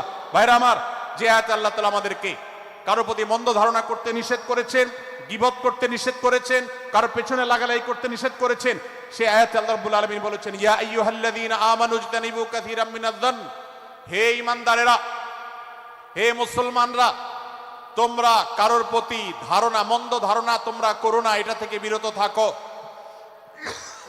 অনেক ধারণা অর্থাৎ মন্দ ধারণা, এটা গুনাহ, এটা থেকে বিরত থাকো।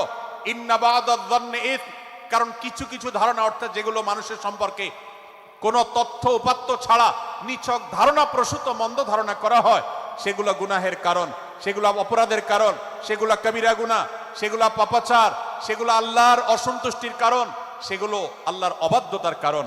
এজন্য ভাই, কারোর প্রতি মন্দ ধারণা করা যাবে না। এক্ষেত্রে আমি জানি আমাদের ব্যক্তিগত পর্যায়ে কারোর ব্যাপারে কোনো কিছু কথা উঠেছে অথবা সামান্য একটু সন্দেহ তৈরি হয়েছে, আমরা তার চরিত্র নিয়ে টানাটানি করি।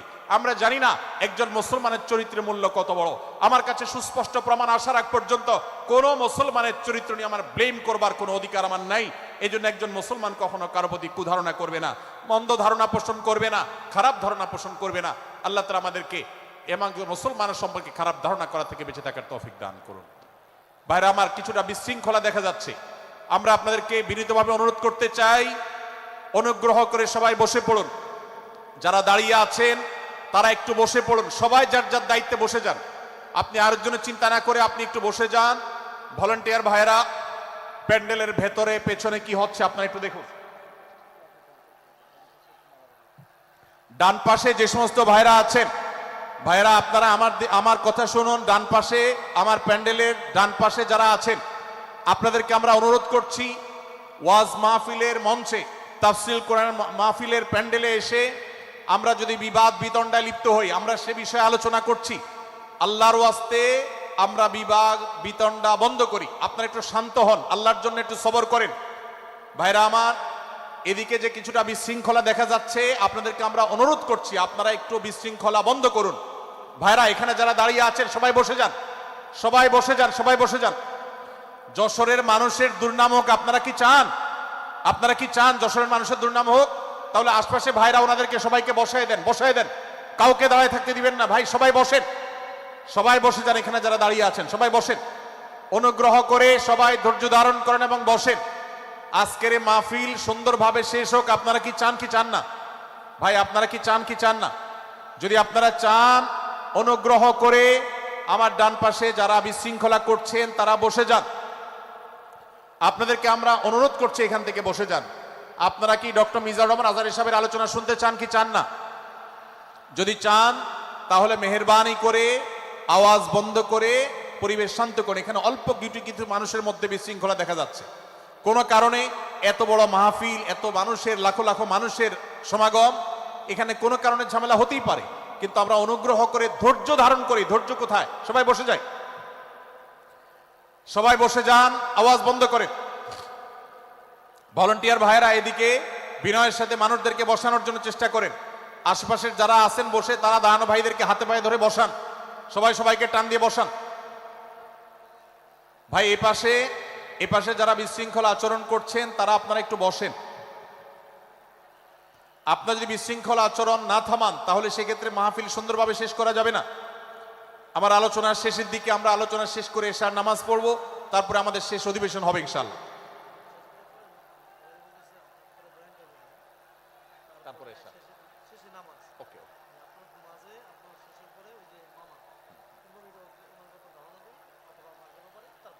ভাই মেহেরবানি করে আপনারা শান্ত হন। আমাদের আলোচনার পর আজকের আমাদের প্রধান আকর্ষণ এবং প্রধান বক্তা ডক্টর মিজানুর রহমান আজহারি হাফিজাহুল্লাহ তিনি আসবেন, তিনি আলোচনা করবেন। তারপরে আমরা মাঠে ইনশাআল্লাহ সবাই জামাতের সাথে এশার সালাত আদায় করব। আমি কয়েক মিনিটের মধ্যে আলোচনা শেষ করব, আপনারা মেহেরবানি করে শান্ত হন। জাযাকুমুল্লাহ খাইর। ভাইরা আমার, আমি যে জায়গাটা ছিলাম, সূরা হুজরাতের 12 নম্বর আয়াতে আল্লাহ রাব্বুল আলামিন আমাদেরকে সূরা হুজরাতের 5ম শিক্ষা দিয়েছেন। মুসলমানদের জন্য যা গুরুত্বপূর্ণ তা হলো আমরা কারোর প্রতি মন্দ ধারণা করব না। এক্ষেত্রে ডক্টর আব্দুল্লাহ জাহাঙ্গীর রহমাহুল্লাহর একটা উক্তি আমার মনে পড়ে। তিনি বলেছেন যে আজ আমাদের যারা ধর্ম চর্চা করি, আমরা যারা নিজেদেরকে প্র্যাকটিসিং মুসলমান মনে করি, আমাদের সবচেয়ে হুজুরদের সবচেয়ে পছন্দের গুনাহ হলো মন্দ ধারণা করা, অন্যের ব্যাপারে খারাপ ধারণা করা। অমুক অমুকের দালাল, তমুক তমুকের দালাল, কোনো তথ্য উপাত্ত ভিত্তি প্রমাণ ছাড়া নিছক ধারণার উপর ভিত্তি করে অন্য মুসলমান ভাইকে আমি এরকম নানা তকমা দিয়ে আমরা কবিরা গুনাহে লিপ্ত হচ্ছি। আমরা এই বদ ধারণা করা, মন্দ ধারণা করা যে কবিরা গুনাহ অনেকে জানি না। অনেকে অনেকের পেছনে লাগছি, অনেকে অনেকের ওয়াজ শুনছি দোষ বাইর করার জন্য, স্ট্যাটাস পড়ছি ভুল বাইর করার জন্য। এই যে মানুষের পেছনে লাগা, এটা আল্লাহ তাআলা নিষেধ করেছেন, ওয়ালা তাজাসসু, তোমরা কেউ কারোর ছিদ্র অন্বেষণ করার, দোষ আবিষ্কার করার চেষ্টা করবে না। এবং ওয়ালা ইয়াগতাব বা'দুকুম বা'দা, কেউ কারোর গীবত শিকায়াত করবে না। এই আয়াতে আমাদেরকে কেউ কারোর পেছনে পরনিন্দা করতে নিষেধ করেছেন। ইসলাম বলে আমরা মানুষের সামনে মানুষের ভুলের কথাগুলো বলবো বিনয়ের সাথে, যাতে তিনি সংশোধিত হন, আর তার পেছনে প্রশংসা করব। আমরা করি উল্টা, আমরা মানুষের সামনে এসে মানুষের প্রশংসা করি আর তার পেছনে গিয়ে তার দুর্নাম করি। ইসলামকে যদি আমরা মানতাম, সমাজটা সুন্দর হয়ে যেত। আমরা যদি সামনে কারোর দোষ বলতাম তাহলে তিনি সংশোধিত হতেন, আর পেছনে যদি গুণ বলতাম তাহলে তিনি ভালো সেখান থেকে শিক্ষা গ্রহণ করতেন। সূরা হুজরাতের 6 নম্বর শিক্ষা 13 নম্বর আয়াতে আল্লাহ তাআলা বলেছেন যে আমাদের সবার গোড়া কোত্থেকে এসেছে, আমাদের গর্বের কোনো বাহ্যিক কারণ নাই তাকওয়া ছাড়া। আল্লাহ বলেছেন, ইয়া আইয়ুহান নাস ইন্না খালাকনাকুম মিন যাকারিন ওয়া উনসা, হে মানুষ সকল, তোমাদেরকে আমি মানুষ, নারী এবং পুরুষ, আদম এবং হাওয়া থেকে সৃষ্টি করেছি। ওয়া জাআলনাকুম শুউবান ওয়া ক্বাবাইলা লিতাআরাফু, বিভিন্ন গোত্রে তোমাদেরকে আমি বিভক্ত করেছি পরিচয়ের জানার জন্য শুধুমাত্র। আর আল্লাহ বলেছেন শেষে, ইন্নাল্লাহা আলিমুন খাবীর, তোমরা কি করো আল্লাহ জানে। অতএব আমাদের কারোর উপর কারো কোনো শ্রেষ্ঠত্ব নেই তাকওয়া ছাড়া। আল্লাহ বলেছেন, ইন্না আকরামাকুম ইনদাল্লাহি আতকাকুম, আমাদের মধ্যে সবচেয়ে মর্যাদাবান হবে তিনি যার মধ্যে তাকওয়া সবচেয়ে বেশি হবে। আমাদের কোনো বংশগত গৌরব, কোনো অঞ্চলগত গৌরব, অন্য কোনো গৌরব আমাদের থাকবে না, শুধু তাকওয়ার গৌরব আমাদের থাকতে পারে। সেটাও গর্ব, নিষিদ্ধ গর্ব বা অহংকারের মতো নয়, বরং সেটা আমাদের বিনয়ের জায়গা। সর্বশেষ 7 নম্বর যে শিক্ষা সূরা হুজরাতে রয়েছে, সেটা 14 এবং 14 থেকে 18 নম্বর আয়াতে আল্লাহ তাআলা ঈমান এবং ইসলামের চিহ্ন উল্লেখ করেছেন। যে 6টা শিক্ষা উল্লেখ করা হয়েছে, এর আলোকে মুসলমানকে, মুনাফিককে সেটা নিরূপণ হবে। এজন্য আল্লাহ তাআলা শেষে এটি উল্লেখ করেছেন। এই 7টি শিক্ষাকে ধারণ করে আমরা আমাদেরকে ভালো মুসলমান হিসেবে গড়ে তোলার চেষ্টা করব, আমাদের জীবনকে সাজাবার চেষ্টা করব। আল্লাহ তাআলা আমাদের সবাইকে তৌফিক দান করুন। আমি আবারও এক নজরে বলে শেষ করছি, সূরা হুজরাত কোরআনে কারীমের 26তম পারার একটি সূরা, 49 নম্বর সূরা, কোরআনের 18টি আয়াতের আছে। প্রথম থেকে 5 নম্বর আয়াত পর্যন্ত আল্লাহ রাসূলের সাথে আদব লেহাজ বজায় রাখা, শিষ্টাচার মেনটেন করা এবং সম্মানীয় ব্যক্তিদের সাথেও এখান থেকে আমরা শিক্ষা নিয়ে আদব লেহাজ বজায় রাখা, তাদের সামনে আগ বেড়ে কথা না বলা, আগ বেড়ে কাজ না করা, উচ্চকণ্ঠে কথা না বলা, এই শিক্ষা আল্লাহ দিয়েছেন। দ্বিতীয়ত, আমাদেরকে কোনো সংবাদ, বিশেষ করে অনির্ভরযোগ্য তথ্যের সংবাদ শুনে আমাদেরকে কারোর ব্যাপারে ধারণা করার আগে আল্লাহ তাআলা আমাদেরকে যাচাই করার শিক্ষা দিয়েছেন। আমরা যেন গুজবে, আমরা যেন ধারণা প্রসূত কোনো তথ্যে আমরা যেন কান না দেই, সেই শিক্ষা আল্লাহ আমাদেরকে দিয়েছেন। এটি 6 থেকে 8 নম্বর আয়াতে, 9 থেকে 10 নম্বর আয়াতে আল্লাহ তাআলা মুসলমানদের 2 গ্রুপের মধ্যে গন্ডগোল দেখা দিলে মীমাংসা করতে বলেছেন। এবং 4 নম্বর শিক্ষা 11 নম্বর আয়াতে বিদ্রুপ করতে নিষেধ করেছেন আল্লাহ তাআলা, কারণ নাম ধরে ব্যঙ্গ করাকে হারাম করা হয়েছে। এবং 5 নম্বর শিক্ষা 12 নম্বর আয়াতে আল্লাহ তাআলা দিয়েছেন, কারোর প্রতি মন্দ ধারণা করা যাবে না, কারোর পেছনে লাগা যাবে না, এবং কারোর মন্দ নামে কাউকে ডাকা যাবে না, কারোর সমালোচনা তার পেছনে করা যাবে না, এগুলোকে হারাম করা হয়েছে। 6 নম্বর শিক্ষা 13 নম্বর আয়াতে আল্লাহ বলেছেন, আমাদের সবার মধ্যে কারোর কোনো শ্রেষ্ঠত্ব নাই তাকওয়া ছাড়া। যার তাকওয়া যত বেশি, আল্লাহ ভীতি যত বেশি, তিনি আল্লাহর কাছে তত শ্রেষ্ঠ এবং সেরা। 7 নম্বর সর্বশেষ শিক্ষা হলো 14 থেকে 18 নম্বর আয়াতে আল্লাহ রাব্বুল আলামিন ঈমানদারদের আলামত, মুনাফিকদের আলামত উল্লেখ করেছেন। সেখান থেকে শিক্ষা নিয়ে আমরা আমাদের ঈমানকে পরখ করার চেষ্টা করব, আমাদের আমলকে পরখ করার চেষ্টা করব। আল্লাহ তাআলা আমাদেরকে সূরা হুজরাতের আলোকে আমাদের জীবনকে গঠন করার তৌফিক দান করুন, বলুন আমিন। আল্লাহ তাআলা আমাদের সবাইকে আজকের এই তাফসীর কোরআন মাহফিল থেকে সূরা হুজরাতের এই 7টি শিক্ষাকে ধারণ করে ভালো মুসলমান, যে মুসলমান সম্পর্কে নবীজি বলেছেন আল মুসলিম আখুল মুসলিম, মুসলমান মুসলমানের ভাই। যে হাদিসে নবীজি বলেছেন যে আল মুসলিম মান সালিম আল মুসলিমুনা মিন লিসানিহি ওয়া ইয়াদি, মুসলমান সে যার হাত আর মুখ দ্বারা অন্য কোন মুসলমান কষ্ট পায় না, নিরাপদে থাকে। আমরা আমাদের সমাজকে শান্তিপূর্ণ সুশৃঙ্খল রাখতে হলে আমাদেরকে মুসলমান হতে হবে, ভালো মানুষ হতে হবে। আমাদের হাত মুখ দ্বারা কেউ কষ্ট পাবে না, কারোর হক নষ্ট করব না, কারোর অধিকার নষ্ট করব না, কারোর কষ্টের কারণ হবে না, কাউকে আঘাত করব না, কাউকে গালি দিব না, কারোর কোনো প্রকার অধিকার খর্ব করব না, জুলুম করব না। আল্লাহ তাআলা আমাদের সবাইকে কোরআন এবং হাদিস যে মুসলিমের চিত্র অঙ্কন করেছে, কোরআন এবং হাদিসে মুসলিমের যে রূপরেখা বর্ণনা করেছে, কোরআন এবং হাদিসে যে আদর্শ মুসলমানের চিত্র উপস্থাপন করেছে, আল্লাহ আমাকে আপনাকে আমাদের সবাইকে সেই মুসলমান হওয়ার তৌফিক দান করুন, বলেন আমিন। ভাইরা আমার, আমরা মুসলমানরা যদি কোরআন হাদিসের আলোকের সে আদর্শ মুসলমান হতে পারি, বিশ্বের মানচিত্র পরিবর্তন হতে সময় লাগবে না, বাংলাদেশের পরিস্থিতি পরিবর্তন হতে সময় লাগবে না। তবে সবকিছুর আগে আমাদেরকে বদলাতে হবে, আমাদেরকে মুসলমান হতে হবে, কোরআন এবং হাদিসের বাস্তব অনুসারী হতে হবে। প্রকৃত কোরআন হাদিসের অনুসারী হতে পারলেই ইনশাআল্লাহ ইসলামের জয় হবে, কোরআন হাদিসের বিজয় হবে, মুসলমানদের বিজয় হবে, মুসলমানদের দুর্দিনের পরিবর্তন আসবে। আমরা বিশ্ববাসীকে দেখাতে পারবো আমরা সবচেয়ে আদর্শবাদী, আমরা বিশ্বের মানবতার সবচেয়ে বড় আমরা অনুসারী এবং মানবতাকে সবচেয়ে বেশি প্রতিষ্ঠাকারী। আল্লাহ তাআলা আমাদের সবাইকে বিশ্ব মানবতাকে, আমাদের ইসলামের সৌন্দর্যকে আমাদের ব্যক্তি জীবনে চর্চা করার মধ্য দিয়ে, পরিবার এবং সমাজে চর্চা করার মধ্য দিয়ে ইসলামের সৌন্দর্যকে আল্লাহ তাআলা তুলে ধরার তৌফিক দান করুন। জাযাকুমুল্লাহু খায়রা ওয়া আখিরু দাওয়ানা আলহামদুলিল্লাহি রাব্বিল আলামিন। ওয়াসসালামু আলাইকুম ওয়া রাহমাতুল্লাহি ওয়া বারাকাতুহু। নারায়ে তাকবীর, লিল্লাহি তাকবীর।